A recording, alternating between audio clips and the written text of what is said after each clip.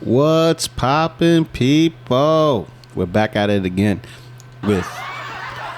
What's so funny? I pressed the wrong button. Yes, you did. So the applause. Is it C? There we go. Yeah, it's C. There we go. C is for clap. Okay, yes. C is for clap. Yeah, but A is not. Was it a laughter? Arousing laughter. Arousing. There you go. Oh. Arousing laughter. I don't know. I'm just making it up as I go along.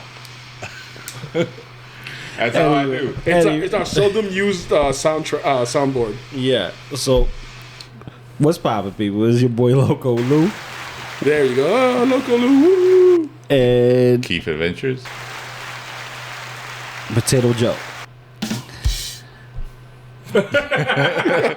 Oh, wait. Gotta remember where these buttons are. There you go. Gotta remember where these buttons are. That's what they call production value. Yes. For $29.99. It was on discount. I used the code. Well, however much this damn thing costs. $12. What's going on, everybody? So, Yeah, Potato Joe. First you things introduce first. yourself.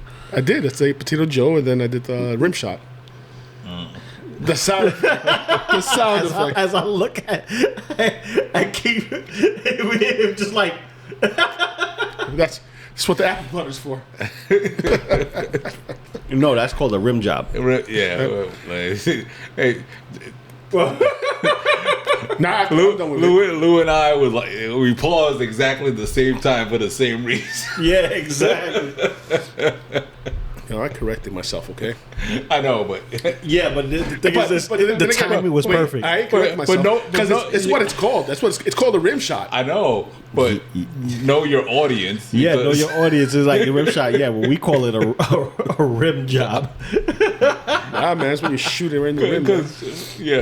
When you're done, we were like, you pull out and it was a rim shot. Like fucking damn. To laugh at that, I can't even. Unfortunately, it's only 4 buttons. I wish I could have more. Just that stupid. I can't even talk right now. It's so damn funny. It's like we had the quick mind link. We had the glance like clap. What the fuck? This is the womp. Okay, D is the drum. D's for these nuts. D for drum. C for clap. A for ah ha ha ha. And B for bad. That's how low budget the soundboard is. We got 4 buttons. We got 4 buttons. 4 buttons, bitch. Buttons. It's the welfare of soundboards. It has been a hell of a month. Oh my God, it's been a hell of a month. And it's only the beginning of March. Yeah. Soon to be St. Patty's Day, so shout out to all the gingers. Yep. Need to go to Ireland. Oh, but I want to be drowned in a sea of red. Nah, I want to go see the luscious land of green. Yeah. That's where I want to go. Red hair. Yeah, but fuck your green luscious land. But what are you talking about? I'll fuck the red hair. How else do you get the red hairs?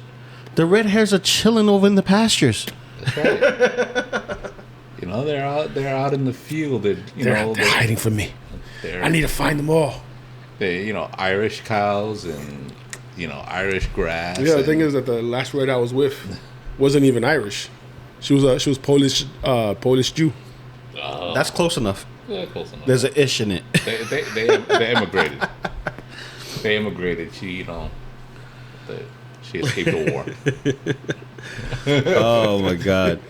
So we've been through a lot the past month trying to get ourselves back into the swing of things.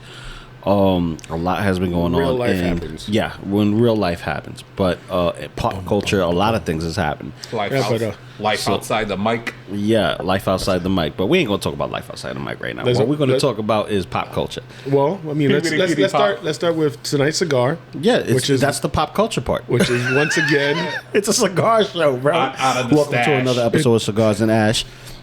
Out of the Keith stash. It's out of Keith's mini humidor. Mini. But it's bigger on the inside. That's right. That's what. Like the TARDIS. That's like throwing a toothpick into a hallway. And if anyone knows what TARDIS stands for, leave it in the comments. Bonus points to you guys. Yeah. TARDIS. TARDIS. Yeah, TARDIS. Oh man. No, anyway. So in recent news, this cigar actually is a classic of Keith Stash. So it's the Olivas Oliva Series V. Series V. Double Robusto Maduro. Maduro, baby, Maduro. I mean, This is like one of the best smokes to have. Period.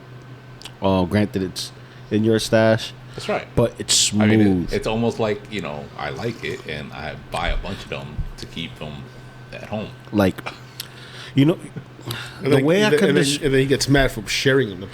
Well, no. He doesn't get mad for sharing. He shares them reluctantly. Yeah, he goes, I guess we're going to my stash. Gosh. I'm gonna have to start stocking some of the no brand stuff. Yeah, that's what I do, and I bring them over, and that's what we smoke. I actually got a bundle of 25 sitting in the corner over there. Okay, this is like what they call first world problems. I don't have enough space in the humidor to put in the cheap stuff. Because it's filled with the rest of the stuff. That's why my humidor is bigger. It's filled with the cheap stuff. 100 sticks of cheap goodness. It's not bad. They're not bad. The Sumatras probably are the ones that are probably the worst. All right. So if you was to compare this cigar to like a food, right? This will be the biscuits, the original biscuits from Red Lobster. What, man? These are Nathan's wieners. What? He went straight for the beef, bro. He went straight for the pork. It's shaped as a tube, okay? It's shaped as a tube, but here's the thing. It's like... And you suck it on that tube. Well, he went there. While he's giving it a rib job. Yeah. He's cradle. Careful with the tip.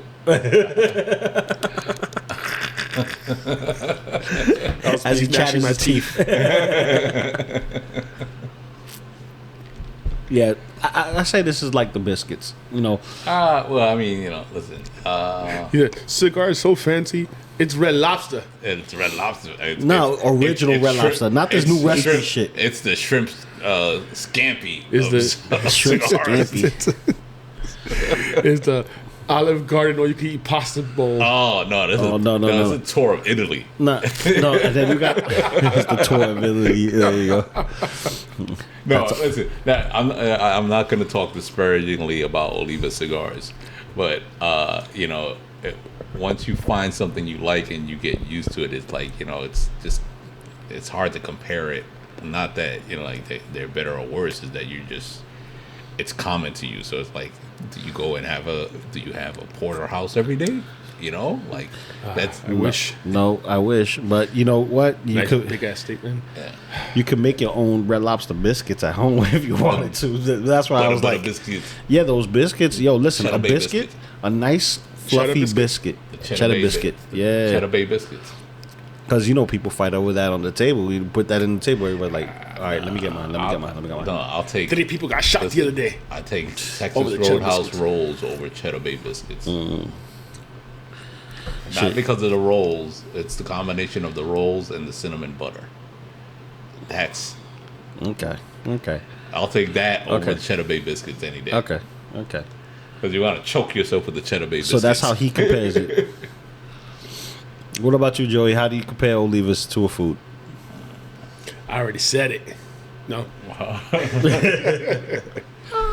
Wieners. He loves Sausages. his Nathans. He loves his Nathans. Sausages. Chill, Nathan's the shit, man. Like the corn dogs are the best. Oh, corn dogs. And then but the only nation that sells corn dogs now is in Coney Island. Coney Island. The ones in Yonkers, they don't sell corn dogs. They sell hamburgers and stuff. I'm like, the fuck is it's Nathan's? Where the hot dogs? Where them glizzies? You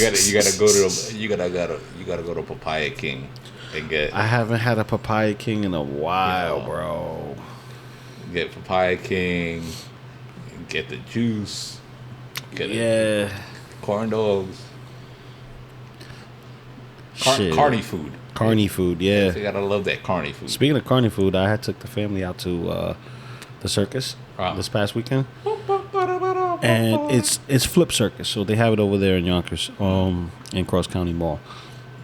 I think this was the last week that they were going to be up, and not for nothing, it was entertaining, but lackluster compared to the last show that we went to about 2 years ago. So same circus, but different performers.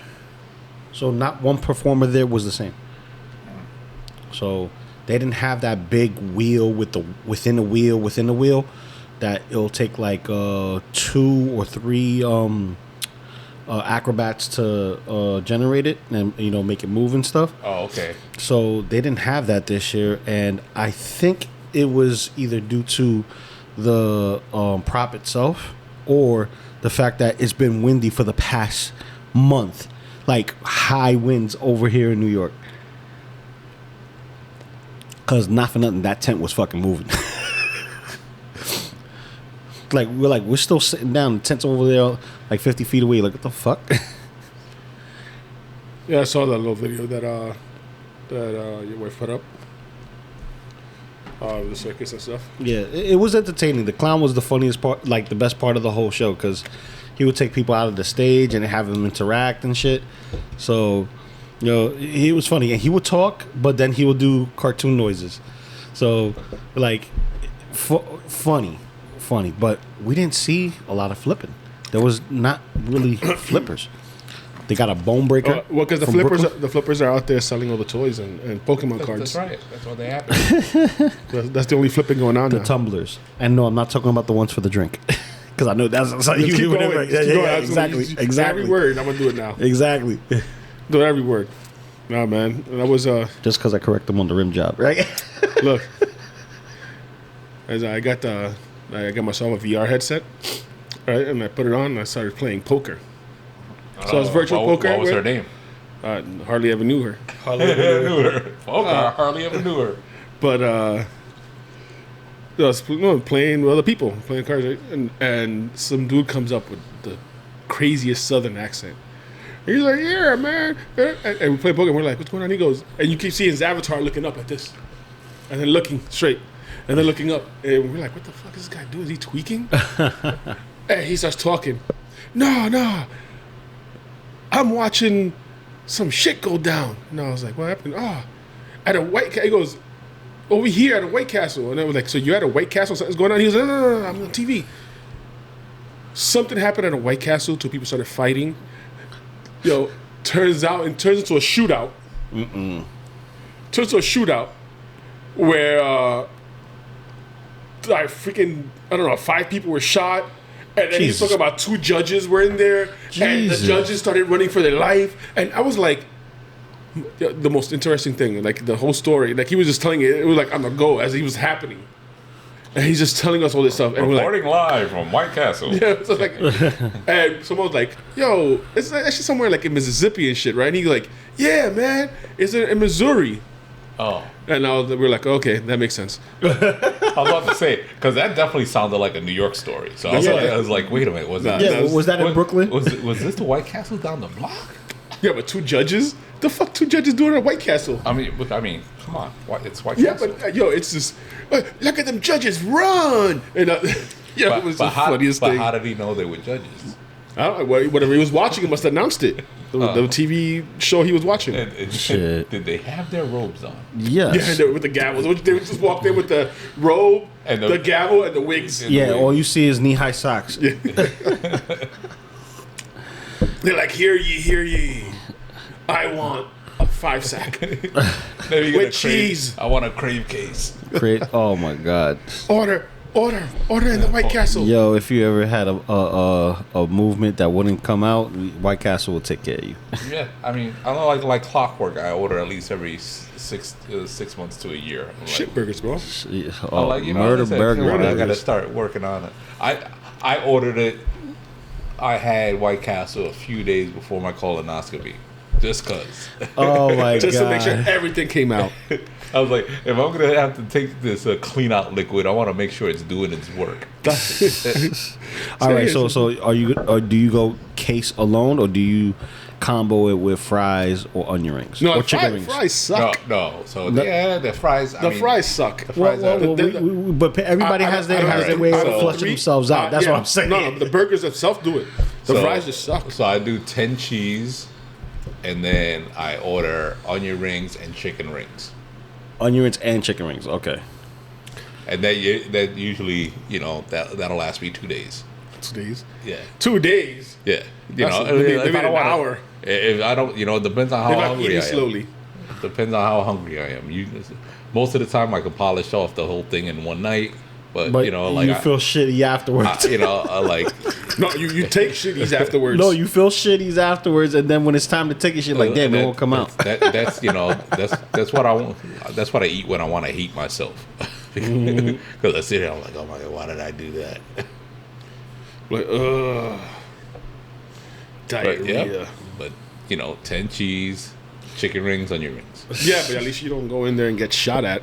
No, because I'm not a judge. But apparently, what are you fighting over at a White Castle though? Probably these burgers are small. Sir, have you ever been to a White Castle? They were probably fighting over the fact that Disney's gonna go down for Snow White again, because dude.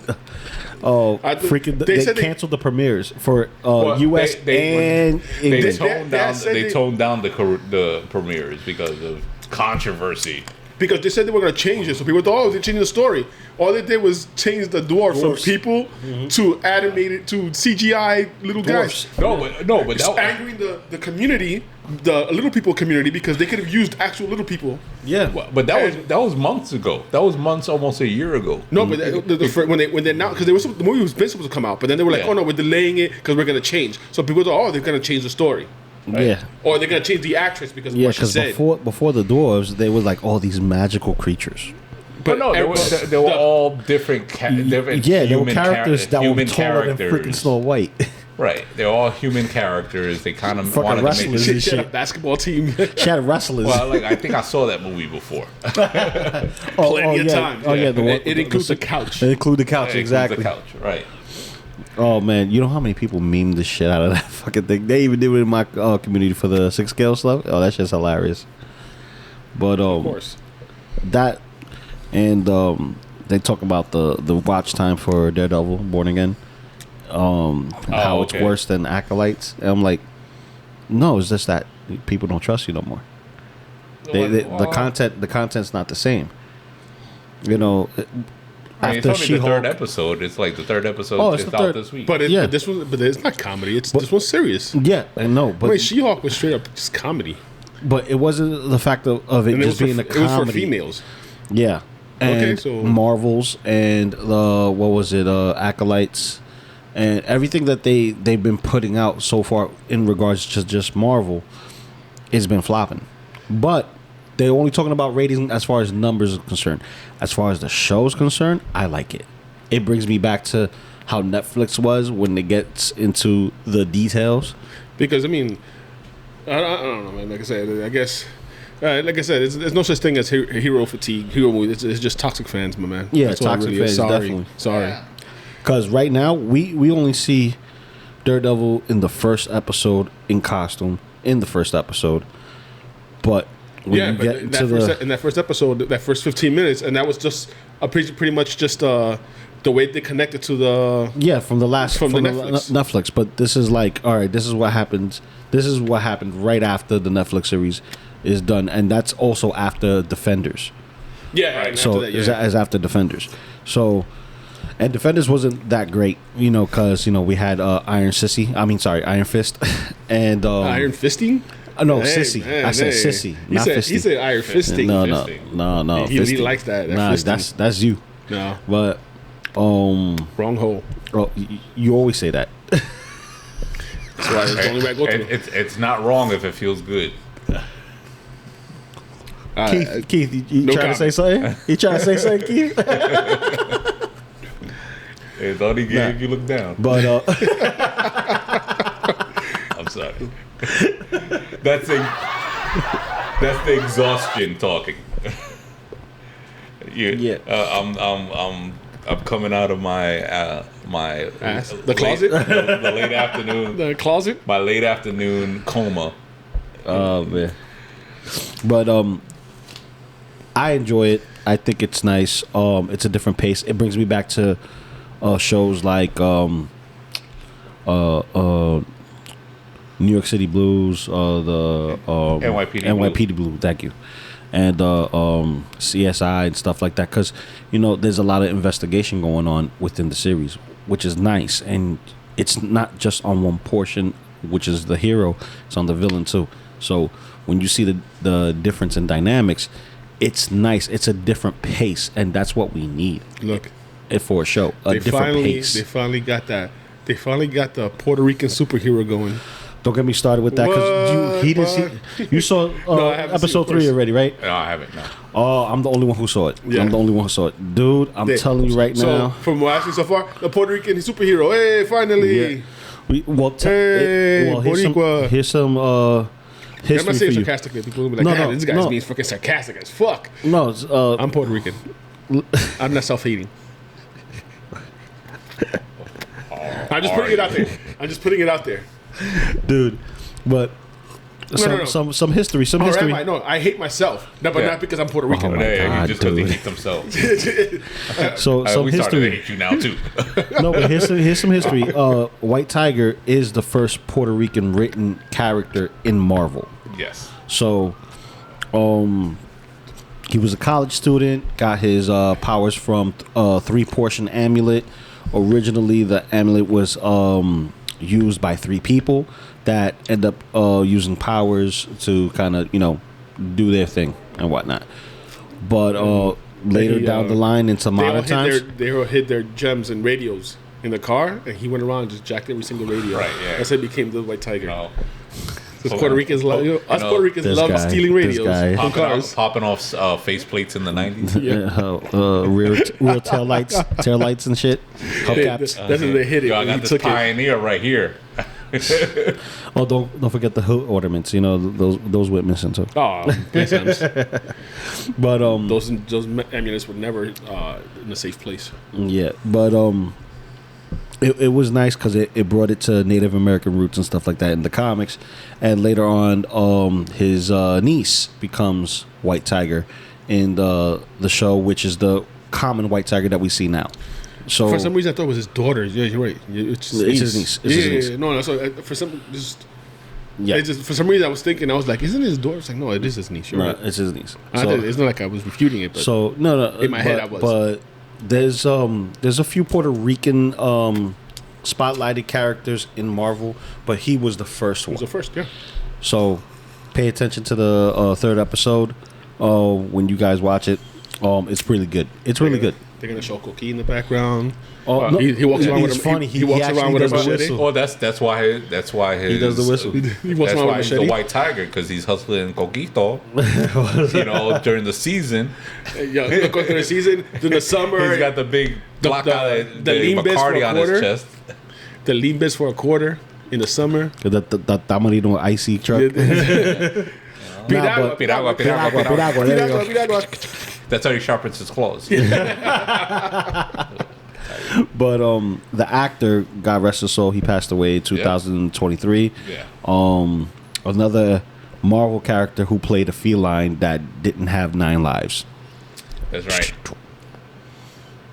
No, man, that's sad. No, that's the want. Where's the want button? Oh, fuck yeah. Fuck yeah. That's the want button. But it's true. Think about it. You have another character of color that's playing a feline character by name, and also dies from cancer. He did. That's crazy. The Marvel Cancer Universe? Well,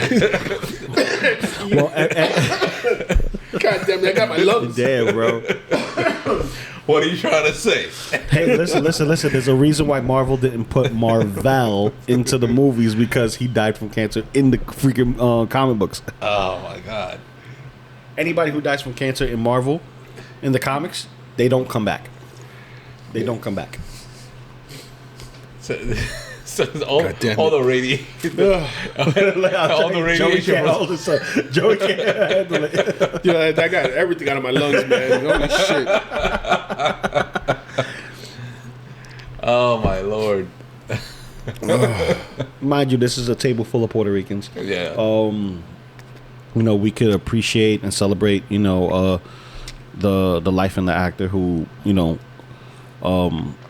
took this role and well, ran the with first it. Puerto Rican superhero to the screen.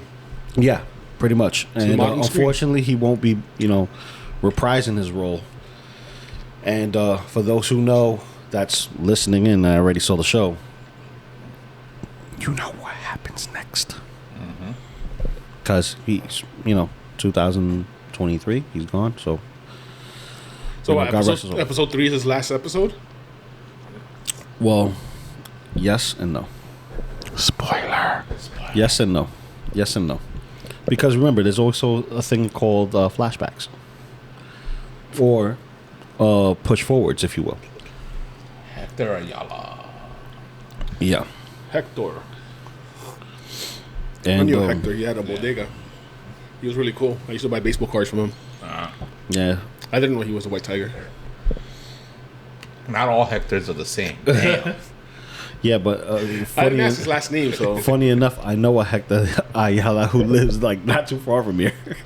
So the legend lives.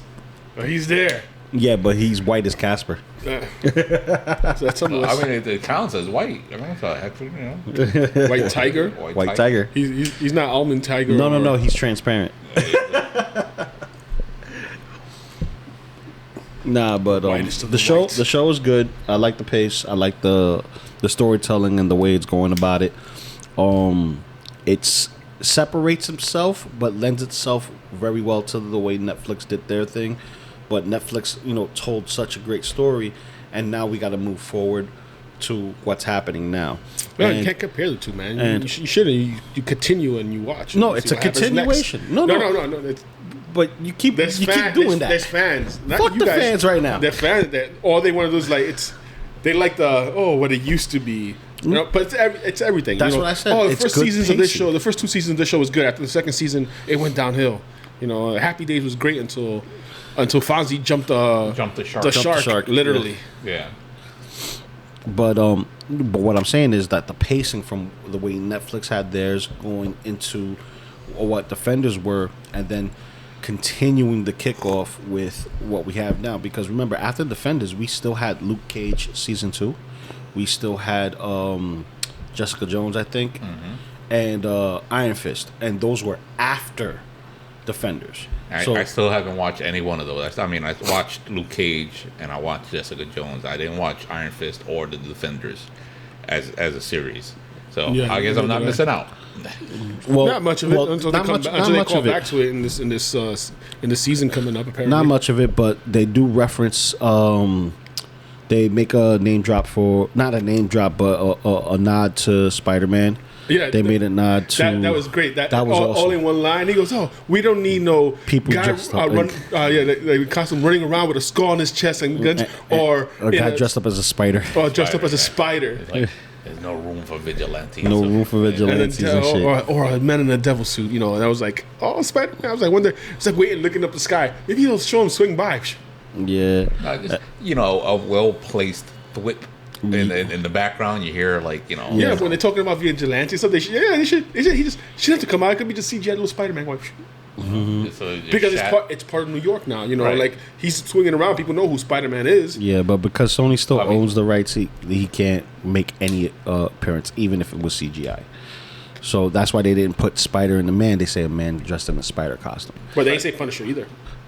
Yeah, exactly. But we know the way he's referencing it. We know who he's talking about. But in this episode, they referenced another character, which I'm going to hold back on and wait for you guys to watch it, so that way you guys can catch up. But the what I'm comparing is the ease of how they introduce the characters into this universe and the way they drop them. It's not directly by name, but it's more of, if you've watched the movies and seeing a couple of the series, you can piece together what's going on in the surrounding area now. Because this is like... Well, I mean, it depends on what level of a fan you are. Because if you're a fan of the comic books from the get-go, you know that these people live in the same universe. Yeah. So, like you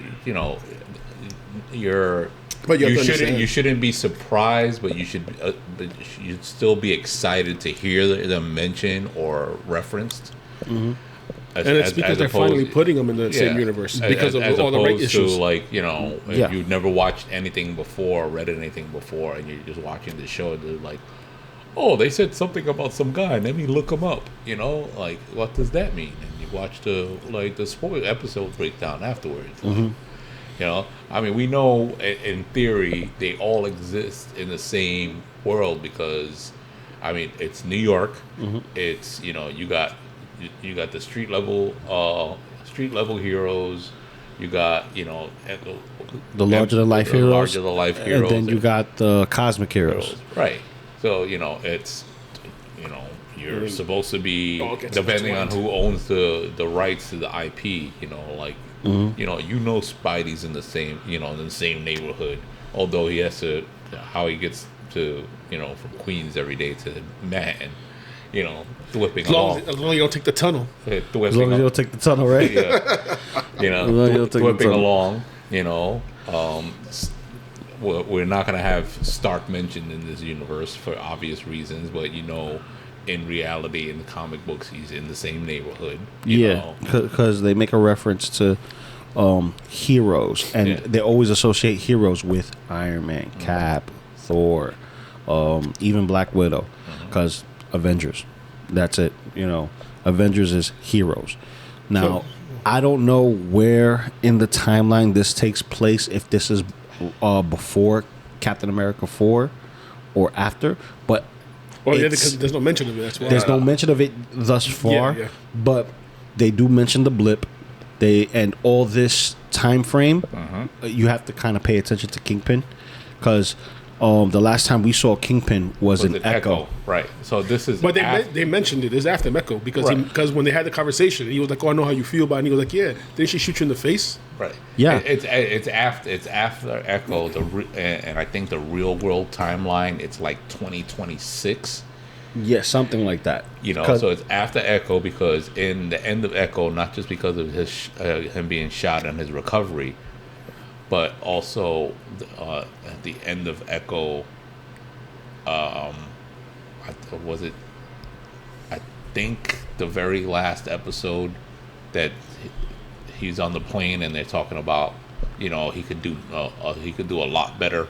He could put his resources to better use, and that's where he gets the idea of running for mayor while he was on the plane. So it's like 2026, and it was maybe 2027 because they had the New Year's scene, and where he was announcing and making his speech. Because whatchamacallit, because a lot of the stuff that they're doing politically inside the show. It mirrors what's going on here. Yeah. For what happened in the last year. Or at least we hope it is. well, it's mirroring the last year of what's happened politically as far as like what happened in the city. Yeah. Let's see. Exactly. So or the new mayor and the way that he the way he got it was with fear and hate. Yeah, so they are imitating life, basically. Which is because that's what he's doing. But they always do that in comic books. It's always someone that's always like, oh, all these mutants or all these superheroes, all these metahumans for DC, let's say. It's always someone. They need to be stopped, or they need to be registered. They need to be. It's always someone like that. You gotta have someone like that all the time. Yeah.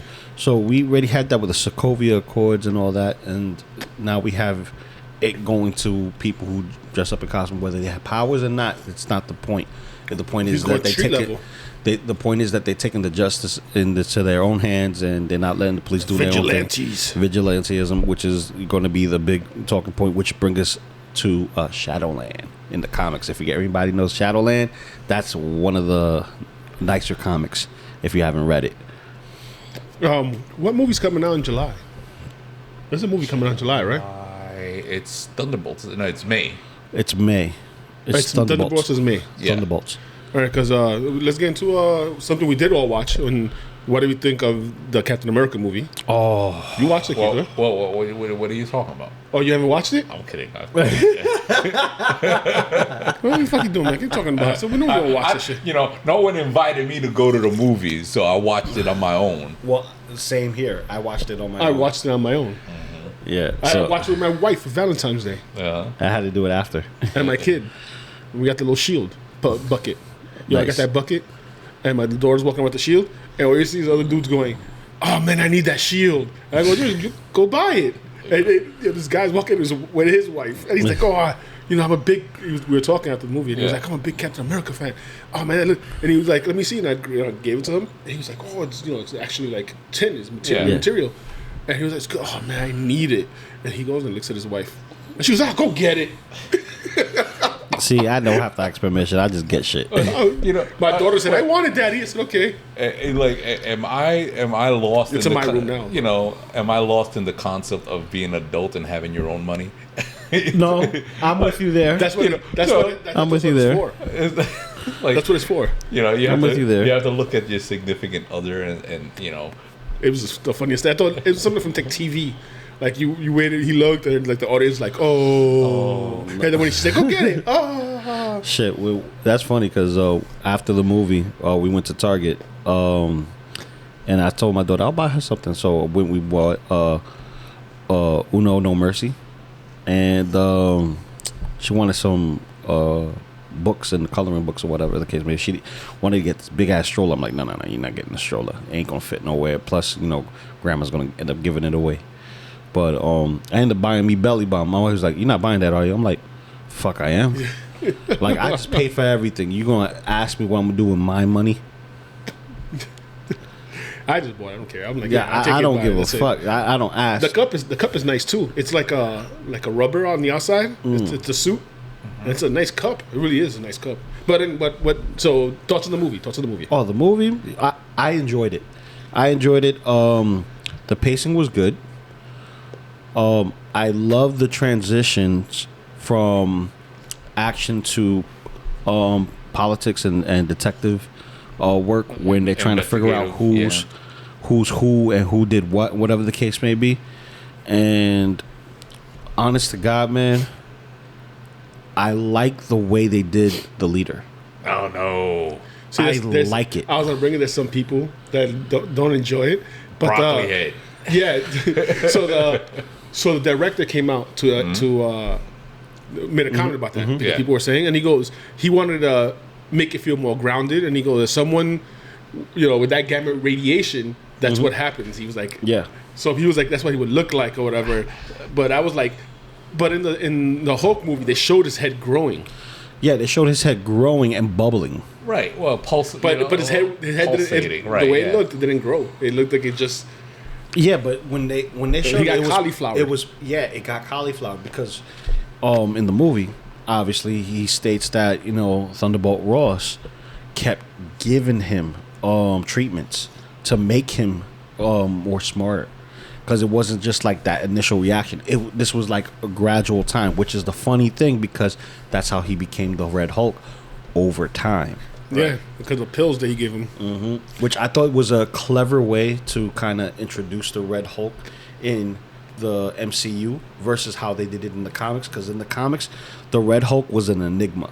No one knew who it was. We thought we knew who it was, and then we see two Thunderbolt Ross and the Red Hulk in the same room. Like, the hell? And then we forget LMDs, life model decoys. Yeah. Mm-hmm. So...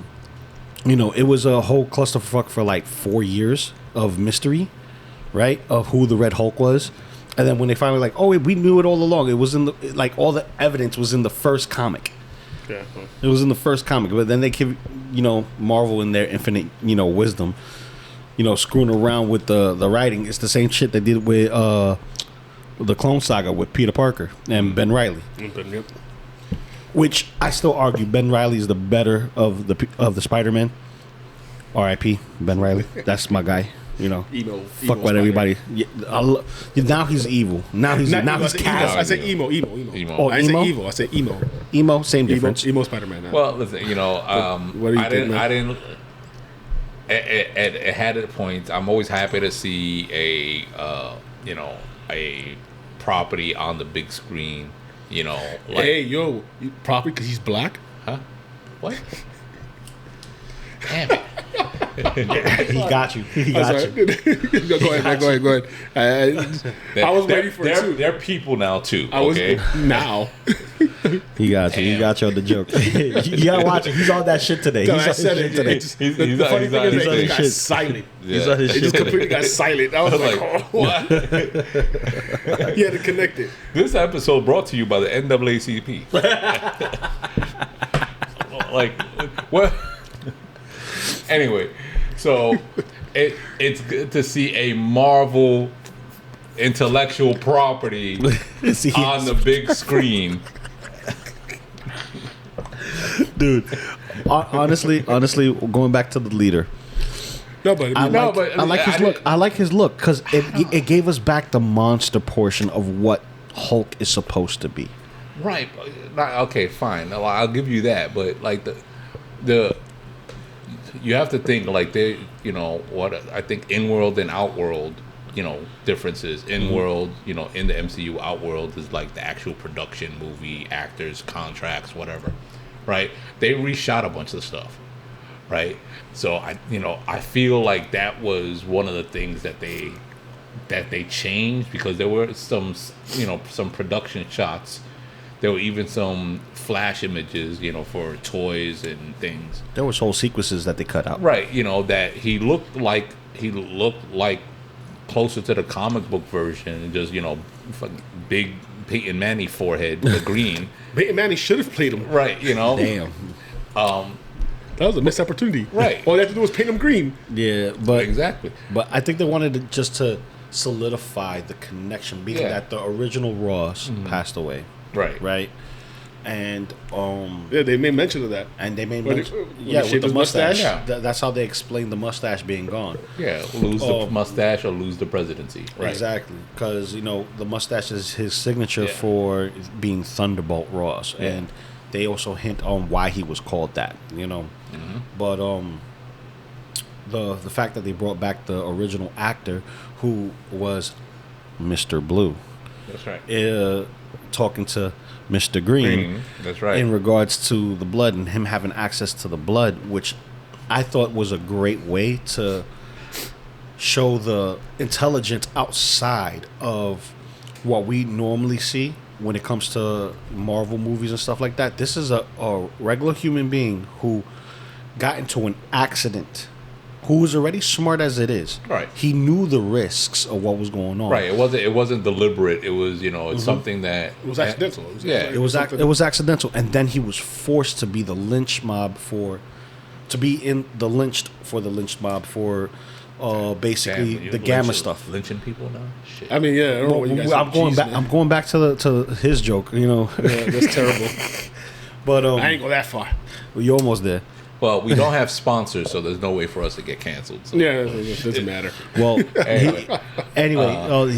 that's why he was in that prison, and he was getting pumped up full of gamma radiation, recreating what he thought was going to be a Hulk. Instead, he got the brain. Right. Well, see, so we're talking about the Incredible Hulk, which was Ed Norton, and the whole thing was that he was trying to replicate the accident, which is what you do in science anyway. You duplicate the parameters so you can replicate the result. Right. So he was trying to. He didn't have such a. He only had a very small blood sample. So he made hundreds of solutions based on his blood and tried different variations. He basically cloned his blood. Right. So sure, but it was all trying to find a cure for him. Right. It was right. It's to and that's what happened. It's the that with Abomination, right? So I think one of the batches made him smart, right?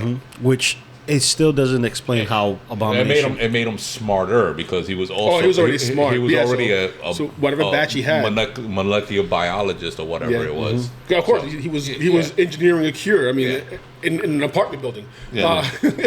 Which by the way, if you remember the original look for Abomination, it was different, grotesque, but he was missing the ears, right? And then later on, they bring him back. He looks similar to his comic book counterpart, but still kind of looks like his first appearance. Yeah. Oh, but with ears this time. And what they did in his first appearance, trivia, first appearance for Abomination after Incredible Hulk. That was this movie. No, Shang-Chi. There you go. That's Shang-Chi. Shang-Chi. He fought Wong. He fought Wong. Wong. I was gonna say Doctor Strange, but I said no. He fought Wong. Yeah. It was him fighting Wong. Mm-hmm. And it was Shang-Chi. Yep. Yep. And then we see him again in She-Hulk. Right. And we see him Hulk out more. Go into the Abomination, which is dope. But funny enough, to think for me, Captain America seemed more like Hulk 2 starring Captain America.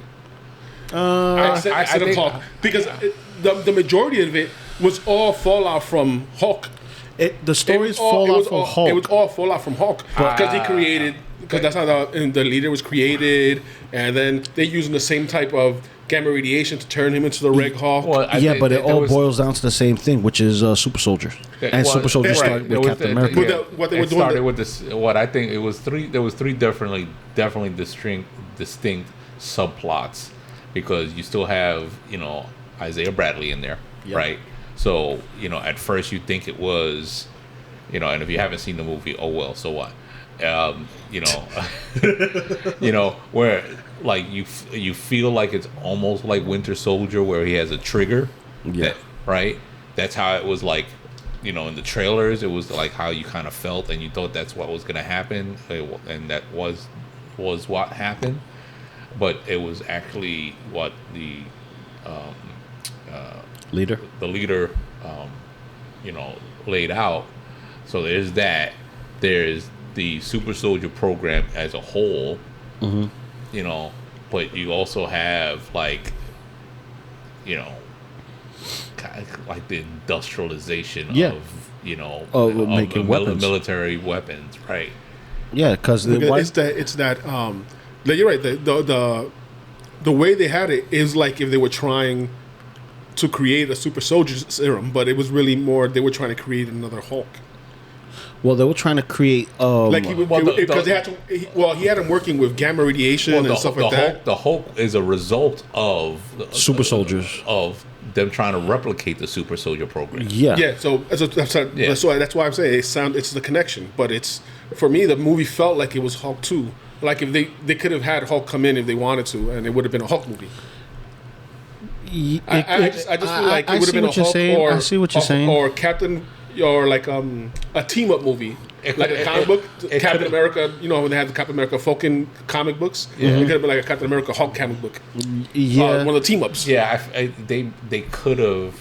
I just felt that's part of the rewrites, because what they were stating was the sequence that was taken out there were too many Hulks in there, and it didn't make sense to call it a Captain America movie when it's centered in just Hulk, which I get what you're saying. But it had that feeling. It just had that feeling where they were doing it. It could have been an introduction. It could have been Marvel's introduction of the Hulk again.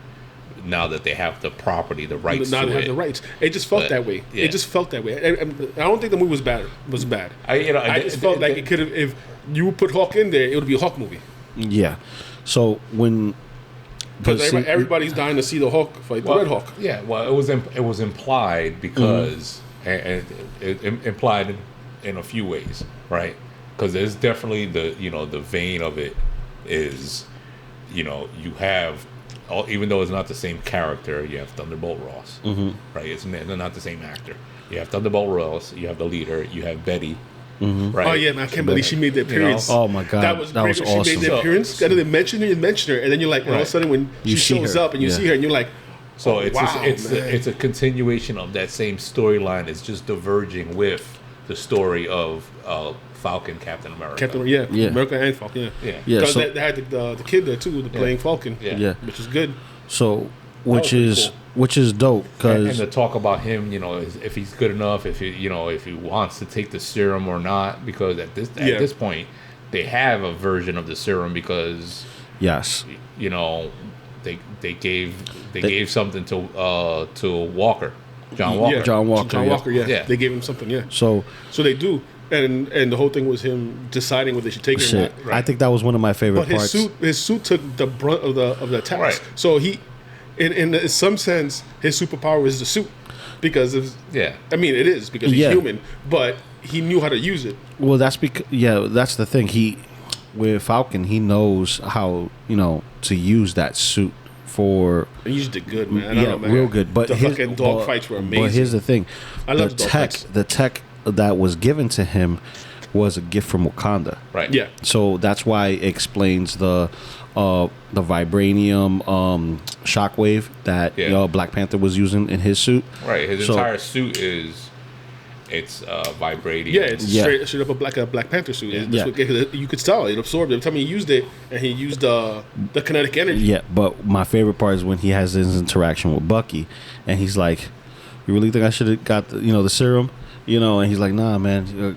Captain didn't choose you because of the serum or powers or anything like that. He chose you because it was you."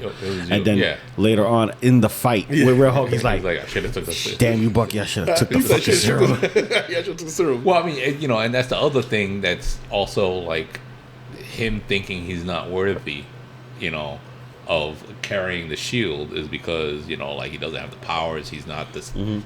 He's still the world, the MCU world is still trying to step up and replace Cap. Yeah. So they, they're always going to compare to Cap because he's not Steve Rogers, right, and they make a reference to that. And he says you're not Steve Rogers, because even in Falcon and Winter Soldier they make reference. You're not Steve Rogers. You're not Steve Rogers. Yeah, but see that's and the they continued on here. Yeah, so he is Captain America, but he's not. He can never be Steve Rogers. Exactly. So and that's blonde hair, blue eyes, man. Yeah, but that's not the hero there with the title. You know what I mean? And with the fact that we have the Avengers team, the Avengers team disassembled, right? This just opens up the window for more things because Cap is gone. The original Captain America is gone. Steve Rogers. Iron Man is gone. He's dead. Or is he? No, he's dead. Or is he? Black Widow's dead, and then it's nice that we have a Black Widow that's protecting the president, who is Red Hulk, because she is a Black Widow, and that's given to the title who are girls who train inside the Red Room. She was kind of perving on Buck though. She was perving her for real. She's like 100 years old. I could deal with that. Yeah. She was like, but she, I had an issue with her though. She was tiny. Yeah, she was itty bitty, tiny. But you know what? Like it's true to the character, and what I mean true to the character. And I forgot the name of the actual character she was based on because there was like an Israeli version of Black Widow. I almost said Silver Saber. Right, the Silver Sable you was thinking of? No, that's what I almost said, but it's not Silver Saber. But also like. When they trained in the Red Room, like they were, dancers and ballerinas and so on. So they were chosen, not necessarily from who they are, because they were all, they went through it as children. So you really don't know how someone's gonna develop. Yeah. But like they're, that's part of their. That's part of their decoy of them being, seen as small and frail, but they're capable. Basically, the John Wicks of the Marvel universe. Yeah. So, but my size was my problem with her. She was very, very petite. She didn't look strong. You know what I mean? Like she looked very frail in that aspect. I'm not saying like Scarlett Johansson. She's a beautiful woman, but she looks capable. Yeah. And I think Sabra was his name. Sabra. Yeah. So that's the character. But I'm still excited for Thunderbolts, but I do not know how they're going to take out a superhero level threat that's freaking basically Superman from Marvel. Like you got these super soldiers that can't fly, that do all that. So I'm curious. My curiosity is what's bringing me more to the movie than anything else. Everyone's like downplaying this, fandom wise. How the toxic fandom is going crazy. Bringing it down. I'm more into seeing how they're going to bring this up because that last trailer, it shows more of pain, suffering, frustration, which I'm like, okay, now I see where it's going to. Now I see the direction. I want to see this film. I'm more excited to see this film than I was to see Captain America 4. Because, granted, Red Hulk, yes, that's the hype. We already knew that was going to happen. But it would have been nice if they would have implemented a little bit of the comic book and made him like a mystery monster. Like, who is this Hulk? And that would have been something that, Captain America's like, yeah, I don't have nobody else. I don't have the Vision. I don't have nobody. It's just him. But see, okay, but that would have been hard to do because we already know who Thunderbolt Ross is, and we already again, for people that don't read the comics. Exactly. That would have been a twist for them, right? Yeah, not for people that know already. Yeah, but exactly. And also they already had it in the trailer, so it's like it's not really a mystery. Yeah, but up until the trailers, I thought the Red Hulk was going to be the mystery character in Thunderbolt. You know how they kept saying the poster looks funny, it's missing a character. I thought it was going to be Red Hulk. Yeah, until I saw the trailer. We talked about it from D23. We didn't go to D23, but when they released some of the imaging, something about the poster about how Red Guardian has his hand placed. He's standing in a very weird position. It's not just like and the way his hands placed, his hand looks weird. Where he's blocking somebody. He's got it's like he has a high five, but his fingers are missing, are waved open, right? Yeah, it looks like weird, CG, right. like an AI generated image because AI doesn't do hands well. Well, it wasn't that it was AI driven or anything. It's just like almost didn't belong. Why? Yeah, it was an awkward movement. It looked as if it was an awkward movement that they put on the poster, right? Like my name is Guardian. Like yeah, that was good. That was good. But the continuation of that, they talked about. They keep hinting, like you said, about how there's no Avengers. There's no, for the most part, there's no Avengers, right? Everything's scattered. They have this new geopolitical threat. Not really a big threat, but, they talk about Tiamat and, the harvesting the materials. Yeah. And that kind of like that the adamantium. And that leaves, like, little nuggets here and there. Easter eggs for different things. But I think with the continuation that they're going to go with is like not necessarily replacing the Avengers because they're talking about the Dark Avengers and they talk about like there's still an asterisk in the poster and the trailer. Everybody doesn't they changed the font. Like that's more outworld in-world discussions. Like but I think it's like they're trying to develop teams. They're trying to introduce different teams for a reason. Yeah, because here's the thing. I mean, the Avengers movies aren't going to come out. Right. That's what the teams are for. Yeah, right. Because there's different, there's different types of teams. There's reasons. There's West Coast Avengers. Teams. There's the West Coast Avengers, Dark Heroic Avengers. They. Because remember, they had the Thing, Luke Cage, Wolverine, Alpha Flight. Yeah, but that's Canadian. That don't count. But who knows? Yeah, we can't get them. We can't get them. The tariffs. The tariffs, bro. The tariffs is fucking them up. 20% tariff on a superhero. Yeah. That was good. That was good. Popcorn is going to be $20. If you go to the movie theaters.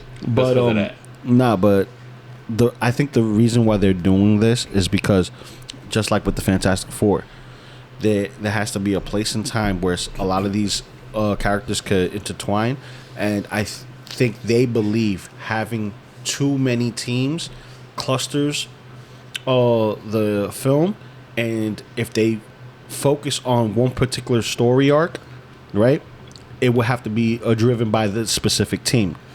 Correct me if I'm wrong. Okay. So if you had an X-Men team with Avengers, who's telling what story and whose point of view are we watching it from?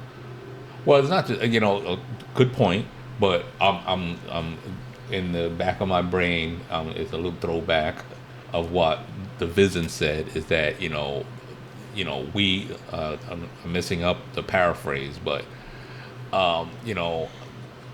like the different threats that they've faced are a result of their power. Like, you know, there's always going to be something to rise up against the power that they have, right? So in the movies, I'm thinking, like, they have to introduce a big bad, right? You know, because they need someone to fight against, right? So it's either the threat comes first and they assemble a team, which it looks like what they're doing with the Thunderbolts, right? The Thunderbolts kind of feels like they went in. I know that, you know, what's his name? I can't think of his name. You know, Bob. Bob, yeah, right, Bob. You know what I'm talking about? From Red Guardian? From Maverick. Oh, Maverick. Right, because he was Bob in Maverick too. But the you know, whether they went in for something else and again, what's his name escaping? I can't think of the character. Sentry? The Sentry. Thank you. Sentry escaping as a result of like a secondary result of them going in for something else. Right. Oh, okay, like a catalyst because they did something that they weren't supposed to because they were trying to do something completely different, right. and in the midst of doing that, they unlocked the evil. Gotcha. They went in. It was like I feel like it's kind of like they went off mission, right, or they got sent in to stop someone else from releasing Sentry. Like there's something there that's not clicking for me. Or like maybe they're stopping someone and Sentry just happens to be in the facility, right? And then, like, you know, they fight, they break the let's say the console and the buttons break, like, and the door opens and he gets out. Because, you know, I'm thinking all kinds of things, like, you know, that's been done before. Like kind of like a corporate espionage thing, and they sent them in as, you know, counter espionage. Yeah, because Thunderbolts are supposed to be a Black Ops team, right? And I think that they have these characters that let's be honest, they squandered a lot of them. You know, Ghost, they squandered her. Yeah. They squandered Red Guardian. Now he's the comic relief. Winter Soldier, Bucky, he's been present. He hasn't been necessarily squandered. He's like the veteran. We want to see him in action again. That's the main attraction. I think Bucky was squandered. He has some no, that's what I'm saying. No, but he wasn't squandered. There's a conflict. I think they're definitely gonna play on his conflict, like his mental conflict. Not that he still has issues, but he's mind control stuff. Well, not just the mind, not in terms of mind control. He's trying to transition to, like, they did it in Falcon and Winter Soldier. Oh, where he's trying to transition to a better life. He closed that chapter. He reconciled his past, and then he's reluctantly. That's why he's a councilman. Sounds like the Daredevil storyline. Yeah, you know, he closed that chapter, and now he's gonna be pulled back in. Yeah, right. So it's a common story. So it's, you know, I'm excited to see it because of all those different plots that he had a light bulb idea. Yeah, he had an epiphany. No. Yeah, okay. But I'll tell you this much: we still got Ironheart that's supposed to be coming out as a Netflix show. Is it? Because I heard they canceled it again. I don't know. I heard it was on hiatus. But what was really canceled, technically speaking, was Vision Quest. Vision Quest. Was it Armor Wars? No, it was Armor Wars. Armor Wars. It was Armor Wars, and the reason being because they went from going from a TV show to a movie, and now there's silence, and you know, Chadwick Boseman, he's getting there in age too. You know, granted, you know, you could do what you did, you know, just have him in the suit, you know, halfway through and see him, in the mask.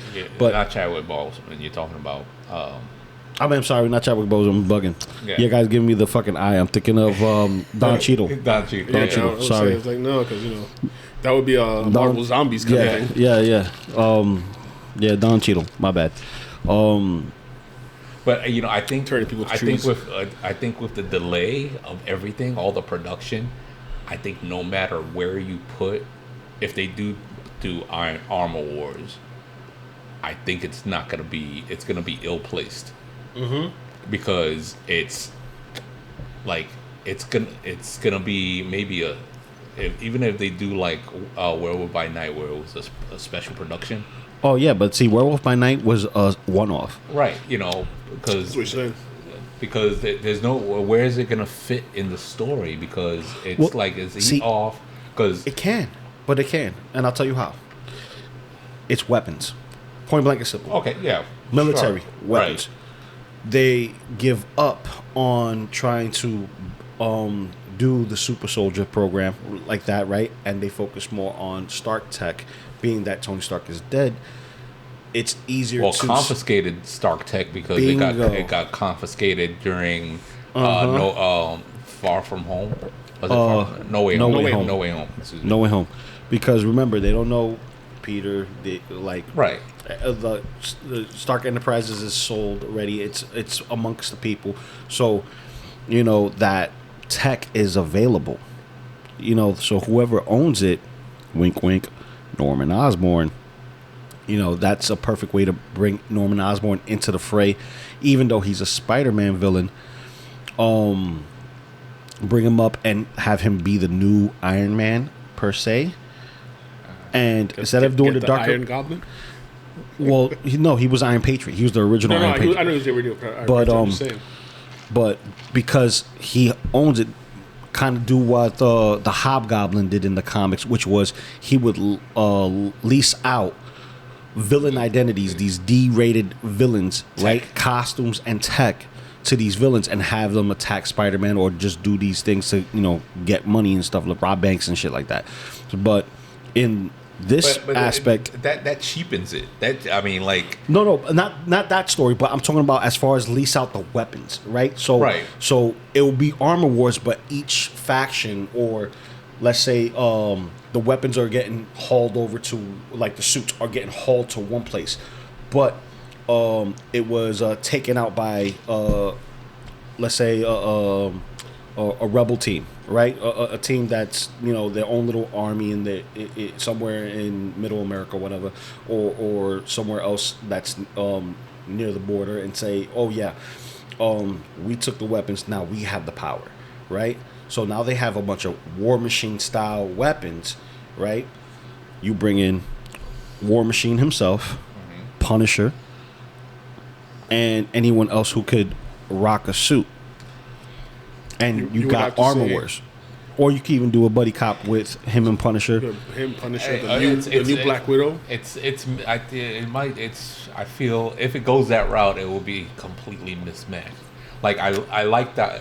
I was excited about the idea of Armor Wars because it was a continuation of like Iron Man, and it was kind of like it was a showcase for Don Cheadle's character of War Machine stepping out of the role. He was originally what the new Cap is, which was an agent of the government, right? Yeah.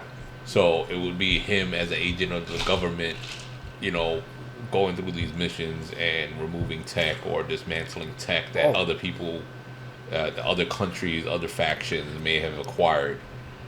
But it's I don't see how it's gonna fit in the long-term MCU. I'll show you how. Because the War Machine that we got wasn't the original War Machine. It was a scroll. Yeah, we don't know how far back it was. Well, because remember, we had the Skrull invasion, right? Well, they already. I think they already said that he was yes. It was implied that he may have been switched as early as before Civil War. No, as Civil War, because he couldn't walk. Right. He was in his nightgown when it happened. Right. But after Civil War was Infinity War. So are they saying, all that happened was a squirrel. All that was a scroll, and this is why some of the fans are upset because why they delayed his character build-up means nothing. Bingo. Right. So the sentence, but here's something that I would say it kind of doesn't, because it does and it doesn't. Here's why. Because when I think I know where you're going. Because the scrolls, in order to take someone's identity, they also have to take their memories and stuff like that, so they feel exactly what that person would feel, and they would act that way. But their primary goal is to protect their race, so it doesn't deviate from the main thing, but they're still acting and behaving as that person. But I feel like the way it messes up the build-up is because he didn't experience none of that went on. So his character coming in again will be brand new. No, his character coming in will be tragicer because he's like, all this went down when I was away. He's another out of place character. And the thing is this, because he knows Tony. Right. He knows Tony's tech. He knows how to operate the war machine, and he's well trained to do so. But now, the surprise for him is, oh shit, Tony's dead. That's where I was gonna get to, and like both of you are almost on that. Where I was gonna get that if in fact if it's true or not, because they've talked a few ways of like he wasn't swapped out until after Infinity War. Because he wasn't even. Oh yeah, he wasn't Endgame. So like you talk about if it was happened during Endgame or in the 5 years between an Infinity War and Endgame. But I see now. I have an idea where Armor Wars can fit. Is that if wherever he was swapped, right? Yeah. If it was either it was after Civil War, it had to be because that's when he got shot down by Vision. Right, but it's also whether it's after Civil War or during Infinity War or after Endgame, wherever he swapped, the fact that he's like, oh, Tony's not around, right? Wherever you insert this timeline or not timeline, this idea, he's compelled to collect all this tech and stop all this tech because of how he feels about Tony's death. Mm-hmm. Like because he doesn't want to tread on his legacy, right? Because he knows that's not what he wanted, right? And that's a poison pill for me, because if you're saying that if they're gonna say that he was indeed swapped after Civil War, then yes, he has the memories of before his friendship and everything, but the emotion of losing him was false because it wasn't him. So now him himself has that additional regret of not being part of the team that saved the world. He could have that. He could definitely have that. And losing his friend. Right. But you also got to take into consideration. Imagine waking up, and that's what you find out. Right. He lost his friend. He lost his friend. He lost Cap because he doesn't know that Cap is gone either. Yeah. Right. He lost Natasha. Yep. He doesn't because he was on the security council. Supposedly he was on the security council in Infinity War. A little back and forth right there. We're still mixing the timeline a little bit, but he was on the Security Council, checking in with Natasha, right? So if it happened in the same time, like you have all those compounding Holy regrets. Shit! He doesn't know about the blip. No, he don't. That's what I was about to say. He doesn't know about the blip. He doesn't even know about the blip. So here's the thing. If it's during Civil War, he doesn't even know about the blip. Yes. So here's the thing. Everything that all right, Rhodey, when he goes into the hospital and he gets his legs for the first time, he's still testing stuff. So he's in and out hospital bound. But you also so I don't really, if he wasn't there for the blip, he wasn't there for Infinity War. He wasn't there for Infinity War, but you got to remember who wasn't in Civil War either. No, he wasn't Civil War. No, who wasn't in Civil War? Who wasn't in Civil War? Hulk, Thor. Who's been the glue for the entire team in the entire MCU? Fury.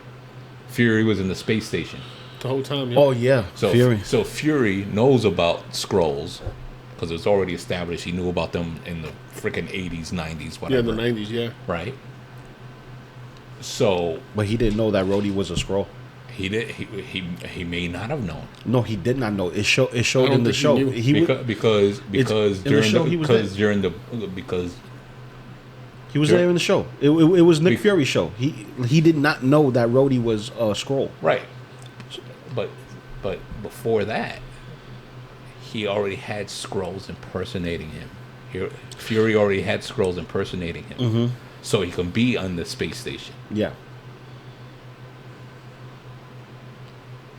So like it's the underlying conflict, the underlying war is the Skrull War. Yeah, and that would have been bellied up already. That would have been bellied up already after Secret Invasion. When Secret Invasion is done, bellied up, because Nick Fury is handling that as, like, this is all after that, right? So we're just talking about specifically how Armor Wars will fit. You got Comatose. If you want to put it in that context, Rhodes is comatose. He's not him. He's not living in his body. He's not engaging in any of this unless the person, which they never specify if the person is actually experiencing the same thing that the Skrulls are experiencing. They're not. And if they're not, because they get taken and swapped, and the memories gets integrated the point that they get captured. Okay, exactly. So anything that the Skrull Rhodey experienced is a new experience, and it has nothing to do with it. That's like the whole cloning situation when you separate the clones from people. Yeah, they develop separately. Yeah, they develop separately. So they're a separate person. So therefore, you could do the whole coma storyline, like which Captain America all over again. I woke up in a different time. Everything is different. My friends are gone. So the Armor Wars. He also would not know who to trust because bingo. But he will own if he could get know access who's a Cylon. I mean a Skrull. Yeah, he doesn't know who's a Skrull. But also, this will give him more credence to have he will have more reason to have a suit. I mean, Armor Wars could be more of a military operation, rather than like a big world thing. Well, it's not a world thing because Armor Wars was specifically different countries making their own versions of Iron Man suits that have Iron Man tech, so right? It could be a military thing where it could be its own contained story within the timeline without really disrupting the main main timeline or the main story. Yeah, because it's a side story. But here's the thing: if they were to incorporate it, and you just do James Rhodes, it would have to be a smaller scale kind of thing. That's why I said if. But you said other countries that's still a world story because like I said, somewhere borderline in Middle America, in the Middle America, where you have a separate militant group that grab these weapons off of transport. That's what I'm saying. That's what I'm saying. That's it. It could be that it'll be concentrated on one other country that's building this tech and. Or just took the tech entirely. Fighters. Yeah. So think of it. Country of unknown origin. Yeah, it's gonna have to. Because here's the thing. Because Armor Wars, Tony took care of it, right? He took care of it in the comics. Yeah. So it's gonna be different. Yeah, but then you change it and make it War Machine story, and War Machine takes care of it in honor of. So it could, Tony Stark, it could just fit because as a self-contained story within the main timeline, which could bring in back Baron Zemo because he knows the Black Ops. It could bring back Zemo's on the raft. Zemo's on the raft. Yes, Zemo's on the raft, but that doesn't mean he didn't do this beforehand. Like, remember what I'm saying? I'm just saying he's on the raft, meaning he's still a character in the universe. Yeah, he's still there. Yeah, so like, and with Hydra's infiltration of the government, shielding everybody. He could have been released, and then he goes to some other country with the tech. He'll take the tech from the government or whatever information he needs, go to a different country, and try to rule that country with the tech, and then that's where. And that's where I mean, we're writing the fucking story. Yeah, but listen. But we're trying to make sense of how it could fit. They're what they call the character, the facilitator, whatever. Yeah. Sharon Carter. Carter, yeah. So there's like. I forgot about her. Yeah. Yeah, she's there. So the power broker, excuse me. The power broker, yeah. The so I would be excited to see it because I like it. I like that espionage part, like Civil War and Winter Soldier. That was all like, even Secret Invasion was like a spy-ish stuff. So I like that. I just don't know how that's gonna. They would have to put it on its own island, not a literal island, but its own world, right? A figurative island where it's isolated from everything else. Because self-contained story. It's a self-contained story. The only way I could see it tying back in is if they try to tie it into Thunderbolt. Or they could have it where it ties in to Doomsday, or Secret Wars, where he'll come. They'll have that.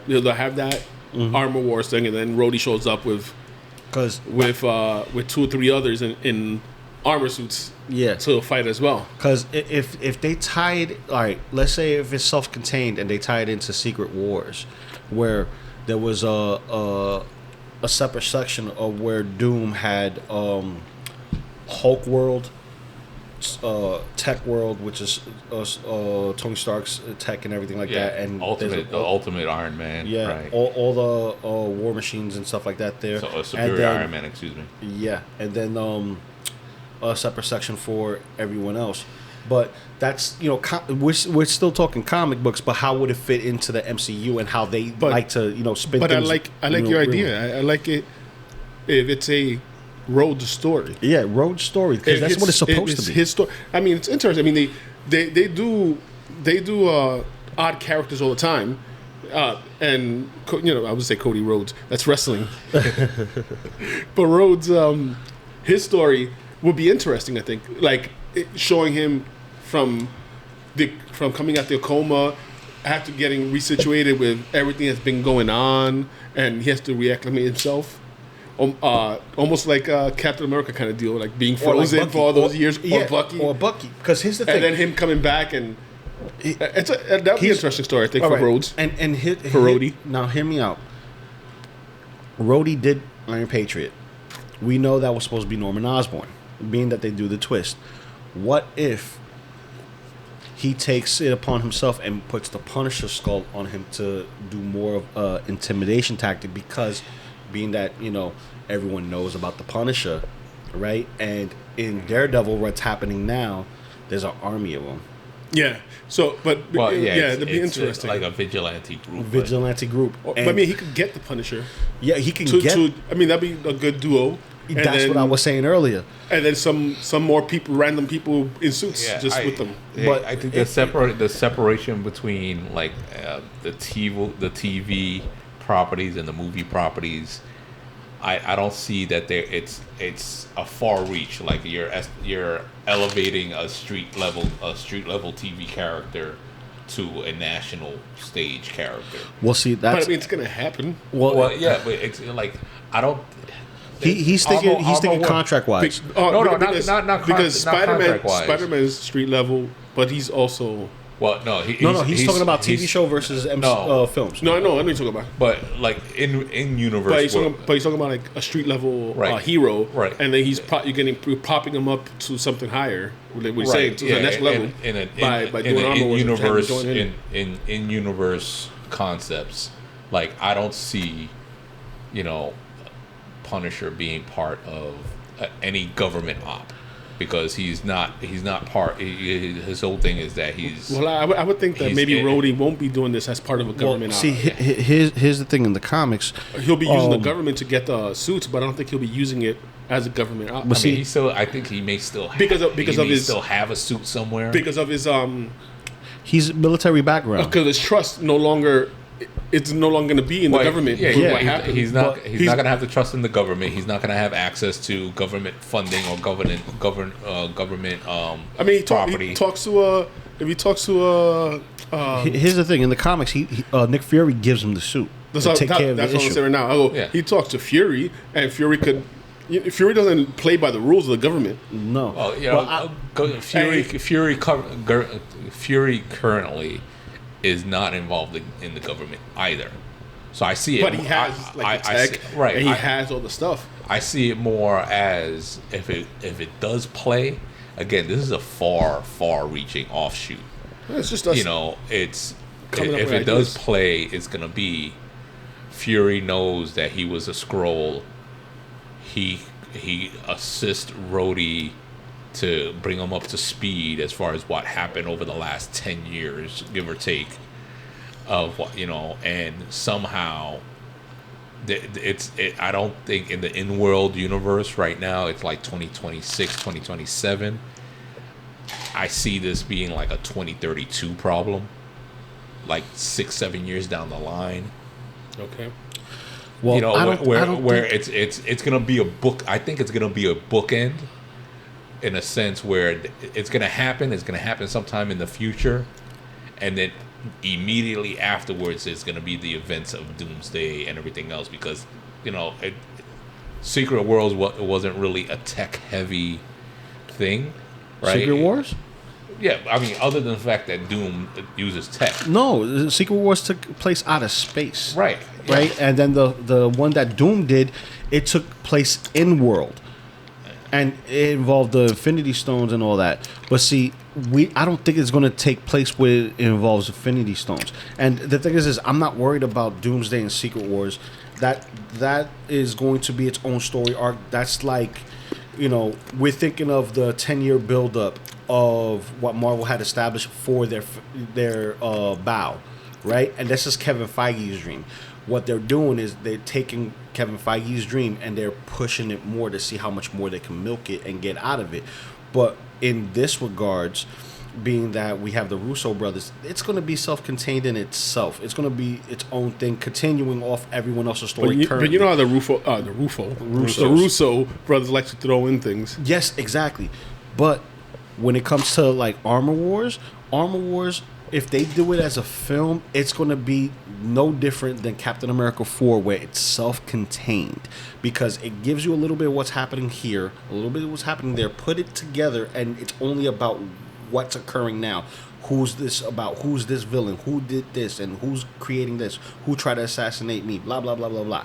Because that's what that whole thing is. It didn't really involve any other superheroes.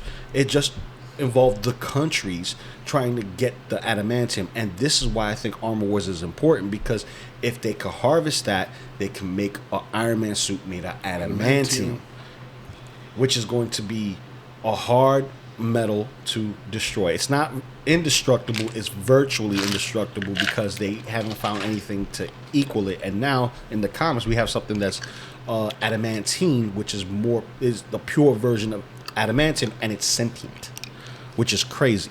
But that's far beyond. But talking about just adamantium tech and Tony Stark's stuff, imagine a suit made of adamantium that was or what you would call it, nanites. The small stuff replicating, just popping out. Right. That was his bane. I think I'm gonna pull this back a little bit, because I think where it's more suited, no pun intended, is gonna be if they go through with Ironheart and Armor Wars. I think that's gonna tie in better together than it would being a precursor to Doomsday or Secret Wars. I don't think it will be a precursor. Like I said, I think it'll be self-contained. Mm-hmm. But then, they'll have him back.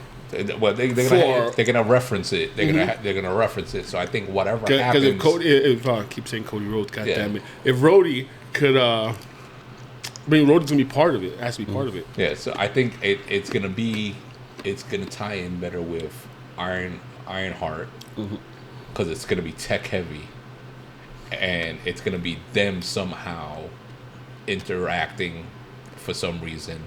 And then they're just gonna have mention of it in the other movies. I mean, mention he'll show up with them, but like you said, because you're talking about making different teams, but we all know why they're making different teams. Because they're all gonna meet up at the end. Right. They're all gonna end up meeting up in Battle World. You gotta figure out who's it's gonna. The big bad has to be, and not huge big bad, not galactic level big bad. Galactus. Galactic, I'm thinking world building, but Galactus also. there has to be a big bad for Ironheart. Oh no, it's for Ironheart. You know, there has to be a big bad for Armor Wars. It has to be. It's gonna have to be a one-off, a throwaway, because it's not gonna rise to the level of where they'll need to be for Doomsday, unless Doomsday is part of the development of all this armor. I don't think so, because from the art that was leaked out, it shows a world of Hulks. They showed a world of I forgot what it was, like 1600s style attire where Doom is in white and he's sitting on the throne and everyone else is in that old tiny medieval outfit, Victorian guard outfits. Wouldn't that be Latveria? Yeah. No, because Latveria. No, because Latveria is modern with everybody else. But his castle, his castle is just like any other castle that goes through renovations and stuff like that. It's a landmark. They're not going to tear a castle down. No, but I'm saying maybe that's what they're using. Oh no, that's probably what they're using. His castle. But what I'm saying is, as far as the attire, the tech is behind there. Here's another wrench in the works.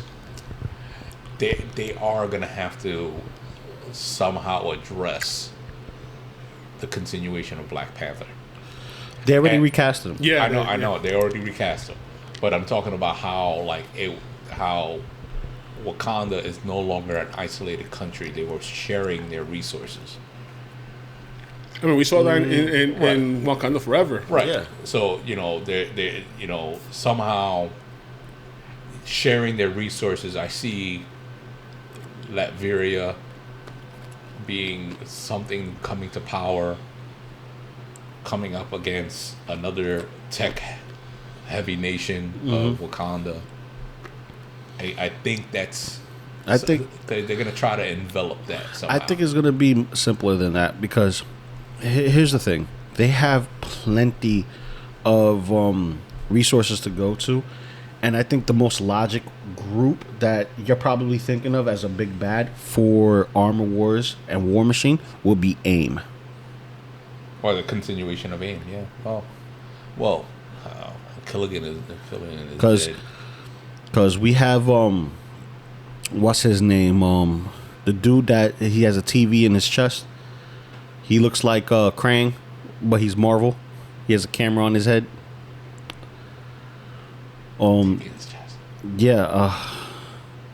It's not. Forgot his name. I'm talking about Zoloff. Zolar. Zolo. Something like that. Armin Zoloff. Armin Zola. Yeah. Right. His consciousness was in the old computer. Exactly. With the soldier. But I don't know. Because dude, that's a possibility. Bring back an old villain for that. There's so many puzzle pieces out there, and we don't even know what. We know what the picture is supposed to look like. We just don't know how they're gonna fit together. Yeah. See, I think if they use Arnim Zola and use AIM as because advanced idea mechanics, they over here just trying to take over the world in their own little fashion. Right. Granted, we don't have the brains of the operation, which would have been MODOK, because MODOK sucked. But they made him a throwaway character. Yeah, they threw him away. That's a character they squandered. They squandered. Yes. They squandered that. They nerfed him big time. I don't think they nerfed him per se more than they just squandered him, because I like the fact that he had a solid gold mask as armor and it looked fierce, and then he had the buzz saws and all that. But they made him. It was a throwaway because they made him a joke. Yeah, they made him a joke. Made him a joke. Exactly. The cartoon version is hilarious as a joke, but it's not part of the MCU. I was like, MODOK could have been more. He could have been more. Oh yeah, he could have been more, and he could have been the big bad that would have been in Armor Wars. But now Zoloff. Multi-universe. Hopefully they bring him back as an actual badass. Yeah, more serious. Yeah, be a more serious MODOK, because he's. I don't know, man. But I think if they use Zola, right, and they put him, as the the robot, moving part with android, piece of adamantium and Stark tech to make him, walk amongst people because he's trapped in cyberspace. Could be part of like an old Ultron. Like an old Ultron, and Ultron is technically still out there. Technically, yes, he's still out there. So that's what I'm saying. Maybe an old Ultron outfit, and he could take over it. Yeah, because he's in cyberspace. All they gotta do is connect the body to the internet, basically, and he can jump in. Exactly. And modify, and then from there he'll modify himself to be more like what you're saying. Yeah, because I'm thinking more or less like if they're gonna go any route with Armor Wars, if it's not contained as far as, like I said, an offshoot of a military group trying to make money, capitalize on the tech and stuff like that, which would be Rhodes' story and him aligning himself with someone else like Ironheart or anyone else that's hero level after the fact is like I'm rebuilding the Avengers. There's still, because remember Tony is the one who is the first person to get listed for the Avengers program. Tony was. So it would bring things back full circle to bring a new Avengers team that would incorporate a reoccurring character like Spider-Man, and then bring in other people like Wolverine as part of the Weapon X program, and the Thing from the Fantastic Four. The Super Soldier program, which Weapon X is a part of, already exists. So there's still a deep history of that already existing that they haven't touched on in the MCU. That'd be interesting to see how they would do Wolverine, because in the MCU, like Wolverine exists now that we have adamantium. Like, do you think that they still had the Wolverine in the program before the adamantium just to try to, because his healing factor, and they were trying to maybe build a soldier with his healing factor, and then now that they have adamantium, you'll see new Wolverine where they're going to infuse him, or they use his healing factor as a conduit to replicate the super soldier serum. That's what I'm saying. Do you think that they had him that long now? Do you think they'll show that they had him in in the program that long? Because right now the first mutant that's in the MCU, which is a mistake, is Kamala. Yeah, I mean they Miss Marvel. They did Kamala, and she's be Inhuman. Khan, the flying fishman. Yeah. So it's and they squandered him. He got squandered too. Honestly, he could. I mean, I don't think he got squandered that bad, but it could have definitely been better, and they could still make him better. Well, they're not going to make him no more because that specific actor, is blacklisted, just like Jonathan Majors was, because of his, his stuff. Outworld, but they could recast him. They could recast him, yes, but it's so convoluted. Outworld, they could recast him, but in-world, was more in-world. I would be excited to see how they pull it off and how they tie it in.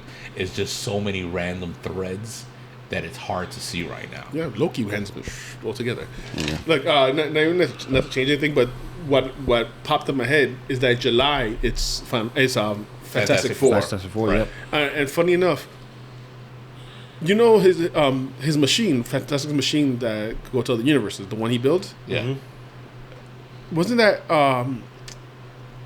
eerily? It wasn't fucking in the Spider-Man cartoon. Wasn't Osborn's machine like eerily similar?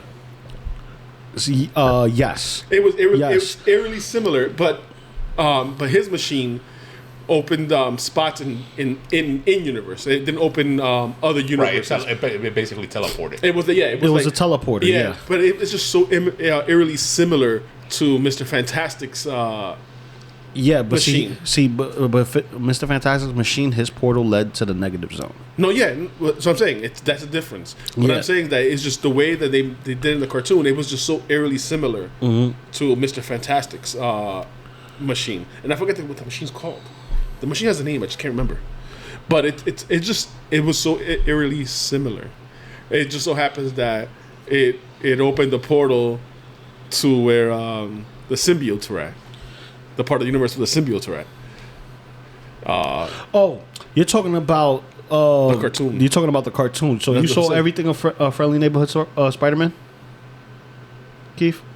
Yeah, the animated one. Yeah, it's an animated one. Yeah. But I feel like the animated version. Because when you say animated version, I'm thinking about the old cartoon, and I'm like, wait. No, he's talking about the new one. Talking about the new one, Friendly Neighborhood Spider-Man. Yeah, because the portal was open. It was a symbiote, and it looks like we're getting Venom in the cartoon. Which, by the way, sidebar, which we're gonna end the Armor Wars topic for now. But next episode we're gonna talk about the Friendly Neighborhood Spider-Man. And since we all are caught up and we all saw it together, we're gonna give our thoughts and opinions on it. Funny enough, too, but talking about that, because I know DC, James Gunn is incorporating the cartoons into the movies and everything else. Because the people that are voicing the characters and like Creature Commandos are gonna be the characters. Yeah. In human form, in real form, because Rick Flag Sr. Rick Flag Jr. was referenced, and it's still Rick Flag. It's the father, the son. Yeah, but he said it. And if you look at the characters, if you look at the voice characters, they're actual actors. They're not just like voice actor. They're actual. Yeah. And it looks like they're gonna play. And it says that in Superman, one of them is already gonna make an appearance. Yeah. One of the Creature Commandos is gonna make an appearance already. So. They're doing that. I was like, I wonder if Feig is trying to take a page and maybe something from the animated series will appear. Well, they said that it's non. It says it's non-canonical.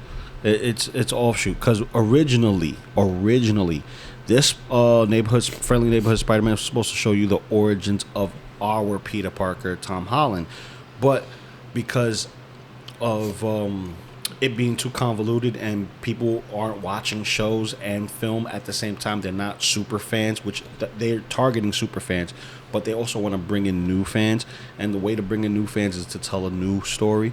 So it's been 10 years since the last Spider-Man cartoon?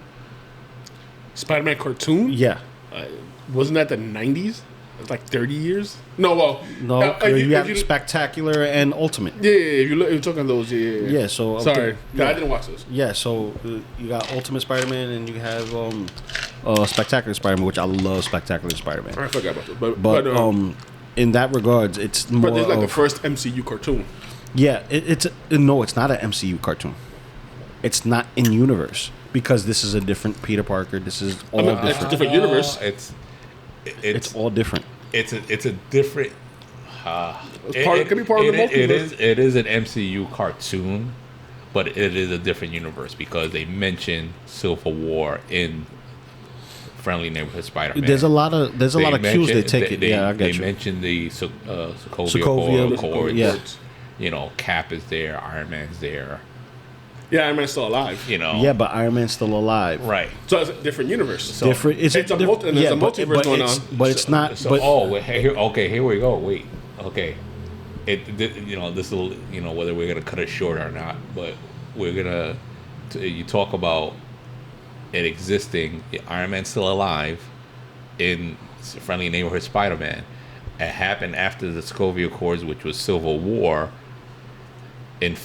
The blip didn't happen yet in that animated universe. That means Thanos is around, still trying to collect the blip didn't happen yet, but it's also not the same timeline that we think of because he wasn't recruited by Stark; he was recruited by Osborn. In this one, he was recruited by Osborn instead of Stark. Yeah. Because Osborn's around in this one. They're able to use Osborn and use all that stuff. It can be considered a precursor if they're gonna, I don't think they're gonna transition the animated world to canon. No, it's a different universe altogether. I was hoping, like in some way. Only reason I'm saying that is because of the confusion that Venom Last Dance brought in when it comes to a Venom. That's Sony's fuck up. And now with this one bringing in a Venom symbiote, Well, because at the end the thing gets clipped off. We know what's gonna happen. That's Venom. Right. We all know. But see, Sony fucked it up, but I think for good reason, because the rights may revert back to Marvel directly. So that's a way of them closing the Venom saga in the Sony universe. Yeah, but that piece was left in the Marvel universe. No, it's my thought. And then all of a sudden they show them capturing the piece. See, and I'm like, right? You understand? Like, it's confusing. Well, they captured the piece, but all of it was destroyed at the end of Last Dance. Mm-hmm. Well, we don't know what happens to that piece. Yeah, because that's what they used to experiment the others on. No, different universe. No, different universe. Dude, no, there was the piece that was left behind in the MCU was in the bar. Yeah, right? They were both in the bar. They were in the bar. 2 different bars. Right. One in the Sonyverse and one in the MCU. Yeah, the piece that was left behind. Brock went back. Yes. But when Brock went back, he saw Tom Holland on the TV. Not when he went back, because he wasn't on the TV when he back. He's not. No, when he came to this universe, he saw Tom Holland on TV, and Venom had almost like he kind of knew who that was. Right, because of hive mind. Because the hive mind, he said familiar. Yeah. He said that the hive mind is multiple universes. Yeah. And so he's like, oh, he's delicious, and he licks the screen. So it's like I don't know, but it's just the way they screwed up so much. I'm like, they need to bring Venom somehow back into the MCU. He's gonna be somehow because of Secret Wars. Yeah, because what they said was that's why the piece is not destroyed. That's why all the other symbiotes are destroyed, but that piece is not all of them destroyed. So here's what the scoopers say, that the reason Tony Stark is back as Doctor Doom, right? He's gonna have his own faction of Dark Avengers. That's gonna include Spider-Man. Spider-Man's gonna have the symbiote. That's what they're claiming. This is no facts to it. This is just speculations. Yeah. But they said that each one of our universe characters is going to have a darker tone. Right. It's gonna have an alternate. It's gonna be a different personality. So it would make sense, Black Suit Spider-Man. But then what you got for Thor? I could see Hulk. Because you could have the Devil Hulk, you could have Worldbreaker Hulk, Worldbreaker Hulk, or the Heart of a Monster Hulk. I mean, you could even have Maestro. Maestro Hulk is definitely going to be in that thing, and he's going to be from the future, so it's going to be completely different. That's going to be nuts. That's going to be nuts. That's why it's just like I said. That Venom Last Dance confused a lot of things. Confused me in a lot of things because they got the colors wrong. He captured the piece, but they never mentioned what happened to that piece. All the other ones were let go. Everybody, and they were put through the shredder. Yeah, like I said, because those monsters. I was like, how do they eat? It goes in their mouth. It comes out the back of their heads. Mm-hmm. Yeah. But it's just that piece is out there, and it's like, okay, but wasn't that piece in the MCU, or is that a different piece that we didn't see that came off of him? That's a separate piece altogether. But we didn't see when that one came off. Well, here's a tie. Which one came off? The one that they captured. Right. The one they captured happened in the movie. We saw it come off of him, and then they captured it. When he left, at the end, they came right after, not the very end of the movie, but at the end of him leaving the bar. When Eddie Brock left the bar, a piece of the symbiote stood behind, and it was like in Venom Last Dance. I'm gonna have to watch it again because I don't remember that. Yeah, because that's when they infiltrated and they were looking for Brock, and Brock already left. Right. Yeah, and they found the piece. I just don't remember seeing that piece. Okay, so I was confused. He left, but he left the area because remember he was vacationing. Well, here's where we try to wrap our fingers around it. It was in MCU universe where it was captured. It was the sample was captured. Not in the MCU. That's what confused. That's what confused me because I was like, so it just is confusing because the way they presented it. It is MCU because he blipped back. I'm gonna say blip. It's not the Thanos blip, but he blipped back, right? And the piece was there, and then in Last Dance, it was captured. The team, the whatever I forgot what they called that actual you're talking about scientific team, right? Yeah, but also, so this is going to be the Life Foundation. The Life Foundation. Okay, so Life Foundation. So this is where it's gonna get real fucking dicey. Is that sample is still somewhere being experimented on, and we know comic book wise that they took it to someone to test Future Foundation, Fantastic Four, Black Suit Spider-Man, Secret Wars. Yeah, but see, 2 of those things happened in the MCU. The other 2 happened in Sony. And the thing is this, when he comes back, right, before he gets blipped out, a piece is left behind in the MCU, in that specific universe. Right. When he comes back, it's happening again. It's like, I think the matter... I'm going to throw on Last Dance and watch it again. The matter of him transporting, I don't know if it did something to his cells for his cells to fall apart. But they don't specifically say it. But when you do see it in the film, he already had just came back, and he's telling the bartender what he experienced versus the bartender that he saw in the MCU telling him what he... right, because the bartender is telling him that the blip happened, this, that, the other. There was a guy with stones, he comes back, and that's why he tells the guy, oh, yeah, you know, and then, aliens and superheroes, and the guy's like, what? Yeah, exactly. And then his piece comes off of him. Like if it was going to latch on to the bartender. But when did I just don't remember seeing the piece coming off of him at that time. When he's holding the cup and he leaves the cup and it's on the cup and it's coming off on the table. I got to watch it. I honestly did not see that because that's why them capturing it confused me because there's like, oh, wasn't that in the MCU? Why are they capturing it in Sony now? That was the confusing part. People were upset because it messes up. I still was because I didn't know that part. I'm gonna throw on. I'm gonna get home, throw it on, and see. Just try to see that part. I honestly didn't notice that it came off. But it's not even for Last Dance. It was the end of the second Venom where it left. No, it wasn't. No, because it was the after credit scene. That's where he left it in the MCU. That was Far From Home. Right. No Way Home. Sorry. It was No Way Home. It was the after credit scene of No Way Home where he was in the bar, and he did the fucking universe swap. It's so bugged out that because of the hive mind, he kind of knows who Spider-Man is, right? Right. And because he just the hive mind and out of the multiverse, he's the Venom that was transported to the MCU. For No Way Home, right? Mm-hmm. But because the hive mind transcends universes and dimensions. Yeah, it could have been any kind of Eddie Brock, and it was him that was transported, right? Because I'm thinking it's like when we look at Venom Last Dance and we see all the different symbiotes, all those symbiotes came from Eddie. They all came from Eddie. Because remember, they only had, in the Life Foundation, they only had Riot and Venom. And what was supposed to be Lasher, he was they had the cop that he was supposed to be Toxin. Toxin, right? He was supposed to be Toxin, they killed him too. He's gone. Right, but they killed him in that movie. Mm-hmm. But he was captured after Carnage.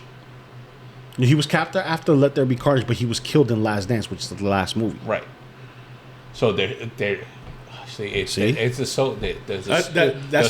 MCU split it's so confusing, man. This is why it's upsetting for the fans because it's a opened recipe in the MCU with that one piece. What that tells me is that in Last Dance, Eddie has been going around his neighborhood being the lethal protector, right? And pieces of the symbiote has been left behind, and the Life Foundation has been tracking him and finding his essence that's left behind. And each essence of Venom leads to a different symbiote.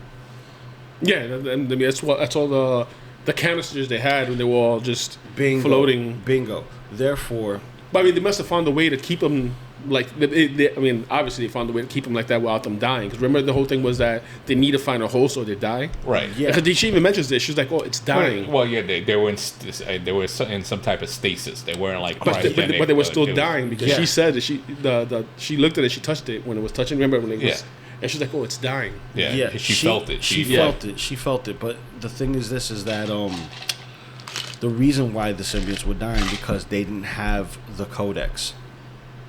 The codex, which is in the original Venom. Bingo, because it's perfect symbiosis. Brock is a loser. Venom's a loser in his planet. He can't. This is why we don't see Venom do sharp weapons and stuff like that. You only see him do tendrils. He relies on brute force. It's also in the comics that he relies on brute force. Yeah. He's the weaker of the other Venoms because he goes more to the bare instincts. So if it was like it's funny, the weaker, and he's also the one. Mm-hmm. Because he carried like you said, the codex. He was the one. He was the one. That's what he was the one Black was looking for. That's probably why he carried the codex, because he was the weaker one. Because if you think about it, to give him something that would to make him significant. Riot wasn't going to last anyway. With his counterpart, because he didn't have a perfect symbiosis. He was able to create weapons and stuff like that, but that was out of Riot. When you saw Riot go into different people, the billionaire person. But Riot was traveling on to different people, just like Venom was. Yeah. So I mean, Carnage was different. Because his symbiosis was through the blood. And so he couldn't jump to somebody else. No, he couldn't. He was permanently attached. Bingo. So he had that was almost a more perfect symbiosis than until Venom ate him, and that's where you get the perfect symbiosis. That's what I'm saying, because because that's what you get. It's even more perfect because it was in his blood. Yeah, because remember, it came from him, went outside of him, became blood, and he got the symbiote itself was removed and digested by him, and Carnage was dead. I think Cletus is dead. Am I wrong? Cletus. Yeah. So Cletus died. So Hercules. That connection is severed already, and the symbiote was eaten. Yeah. So it went back to original source. But I'm saying, because with Carnage, he was saying it's a more perfect it's a perfect match. Yeah, it was more perfect symbiosis with Cletus because of it was in his blood. Mm-hmm. It went in his blood. It wasn't an attachment. Yeah, it's a part of him, so it's crazy like him, versus it being able to jump to other people and do other things and stuff like exactly. that. It was genetic. It was different. He's like, oh, that's a red one. Well, I thought it was funny, but I enjoyed those movies, but it's not going to fulfill what we got with Spider-Man 3. As far as the story of how Venom got there and whatnot, and Maguire Spider-Man. Yeah, Maguire Spider-Man 3.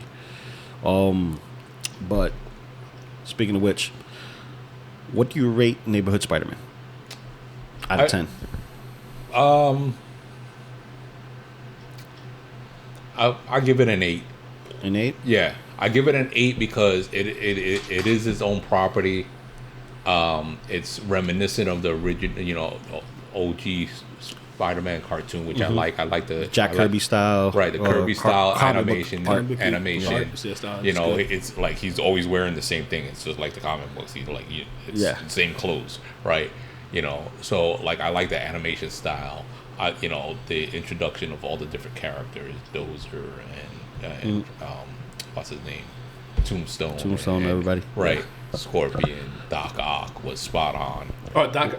Didn't he steal the show? Yeah, Doc Ock stole it. Right. He stole it. When he was there, he stole the fucking show. With great power comes great respect, though. Yeah, respect. Right. Yeah. That's why I feel like he was turning the Spider-Man dark. Yeah, with that, because he almost. Right, because it has to do. He almost killed the guy. Right, where it's more about the respect versus the responsibility. Because, spoiler, plot twist. Ben is still alive. Ben is not Ben, though. Ben is not Ben, right. Ben is Daddy. Ben is Dad. His dad. Right. So it's a nice little twist. So what about you, Joey? You give it an 8? About an 8. Yeah, I give it about an 8. I give it an 8. It was damn near perfect, to be honest. Near. That's why I gave it an 8. But it was good, man. I fucking enjoyed it. Now, going back to an old topic. We had here at Cigars and Ash, real quick before we cut out of here. What time travel aspect does this movie show take place in? Like, what time travel aspect is it? Is it bootstrap? Is it what Spider-Man? Yeah. What it's bootstrap. It's bootstrap, right? Oh yeah, because he I see. That's what I forgot. It's bootstrap and he created himself, right? Because Doctor Strange caused it to happen. Yeah, and from everything he created himself because he told Strange, but because the spider was created from his blood. Osborn is the one that actually was the catalyst for creating it because he's the one that did the loop. Because he took his blood and then lied to him basically about why he took his blood and then was using it for his own creation. He was trying to create a spider person, right? And then the spider fell through the time portal, and ended up biting Peter, turning him into Spider-Man. Right. So fucking bugged me out. When I saw, I was like, yeah. So I was like, oh shit. Yeah. This is where it gets dicey because it's bootstrap and I forgot what the other one is where it's inevitable. Oh, it's predestination, right? Yeah. So it was supposed to happen.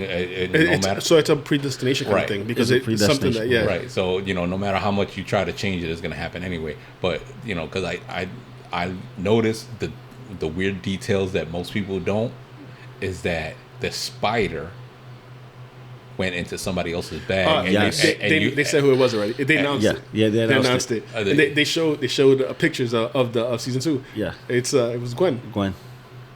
Okay. Because they have pictures you can look up. They already show. They have a character already out. Yeah. So they show what she looks like. So before that happened, the first thing that I thought of was Spider-Verse, where it was a spider from a different universe, and it wasn't meant to be him. That's what I thought at first. That's what I was like, it looks like it's another Miles Morales kind of deal because of Doctor Strange, especially the way he acted. We're not supposed to be here, and I was like, in that universe, but it just turned out to be in that time.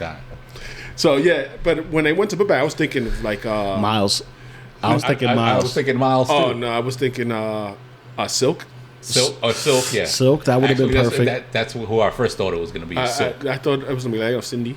Yeah, but see, because they also didn't show who the character was that the book bag was. It went in, they picked it up and left. Now notice, but they now with the release of Gwen, you gotta. But now notice this. None of this happened inside a lab per se, because the bite didn't take place in a lab with a ray that gave the spider its power that bit. The radioactiveness. The radioactiveness was already there in the blood. So that's a bug out because now, where did it come from? Bingo. We don't know where the radioactive came from. It created itself, and that's when you talk about bootstrap and all that stuff. Because it created itself. We don't know where. Just like with the book for Kang. Yeah. That he wrote it, and it came back to him, and is the one that gave him the ideas to create the stuff, and he's then. So it's like, the book is that's the Odyssey. Yeah. Because like where the ideas came from, the ideas were there, but you got the ideas from the book, in which was created later on, and those ideas came from you, and it's a loop. It's a loop. And so with the predestination, this is where I'm going to throw it for another loop, right? And I'm going to mix universes for a second. Remember in the Andrew Garfield's Amazing Spider-Man. Yeah. The reason why it worked for him is because his father used his own DNA, right? So the predestination is that Peter was supposed to be Spider-Man. Not that he was like predetermined to be Spider-Man. But it's in his DNA. It would only work for him because it already had his DNA. So it is predetermined. It's predetermined because of that. Right. It's not because they're saying he's going to be Spider-Man, but because of that. Right. It would only work for him. It wasn't set out to make him Spider-Man, but it will only work with him. So he was predetermined to be it. It was always predetermined to be him because of that. So with the fact that Osborn's are now animated universe, predestined, right? More like not determined, predestined. Right. Since all the other spiders would develop with his DNA in the cartoon, what's going to be the result of all those other spiders? Because it's not going to be genetically linked to anyone else. So it's not going to work for anyone else. Because I mean, in the original, originally when he gets bit by the spider, that was just radiation. But because he got bit by a spider and Cindy got bit by a spider, they had an attraction. There was always an attraction between them, because they both have that spider DNA. Uglies. Yeah, they had that spider DNA that connected them, and that's what. I was hoping. I wonder if they're going to do that with Gwen. If they're going to be attracted to each other, and that would be awesome. That would definitely be awesome. Because there's no MJ in the cartoon. Not in this cartoon. Nope. Or not yet. Because here's the thing: MJ didn't come until later in the Spider-Man comics. She was the girl next door. She didn't go to his school. Yeah, that's what I'm saying. That's why I said not yet. Yep. So we don't know. I mean, the friendly neighborhood Spider-Man brought in a lot of characters in different ways. I mean, the totally awesome Hawk is in it. Oh yeah, because he turns to Hawk using nanotechnology. Mighty Cho. Cho, yeah, and he's a robotics expert. Right. Yeah, Amadeus Cho, which is going to be Mighty Cho. It's going to be that universe's Hulk. Yeah, totally awesome Hulk. And then you have the leader of the Runaways. Yep. You have Tombstone. Tombstone's so there. You have this girl that's with Daredevil. She's a sidekick, but not really his sidekick. Elektra? No. At the end of the show, the last episode. Yeah. Oh yeah. I forget her name. I can't remember her name. She's basically working for Norman Osborn and infiltrating, giving Daredevil information. Yeah. Mm-hmm. And I like Daredevil's outfit. It's a mix between the Netflix show's version or even Frank Miller's version of the Vigilante, but he has the devil horns and everything, and it looks dope because it's the Shadowland. And Shadowland is my favorite version of Daredevil. We're going to continue this next time, but next time we'll start off with how we feel about Spider-Man's logo that's on his back in the comics that's now also in the front of his costume. Costume. So we'll talk about that in the next with the chubby spider. More MCU MCU / Kirby Marvel. Well, it's not even MCU. Total. That's continue. I mean, we'll continue this MCU / Marvel IP kind of stuff that's going on now. Basically, because we're running out of time, and guys, soon enough we're going to be going to DC once Superman comes out. Oh yeah. And then we're gonna have talks about that too. Oh man, I can't wait because I'm gonna roast the shit out of Guy Gardner. Oh my god, I hate his haircut. With the bowl everybody cut. hates his haircut, but everybody's like, "That's perfect." It's perfect. I hate his haircut. It's very accurate. But he looks the part. I give it. That's what Guy Gardner is a real a-hole. Yeah, but with that, this is another episode of Cigars and Ash. I am your host, Loco Lou, with Keep Adventures. And you know what? I did eat potatoes earlier this week. There you go, potatoes. Yeah. So that's it from us. Reminding you, keep your cigars handy, sit back, relax, and enjoy life, and just be safe out there.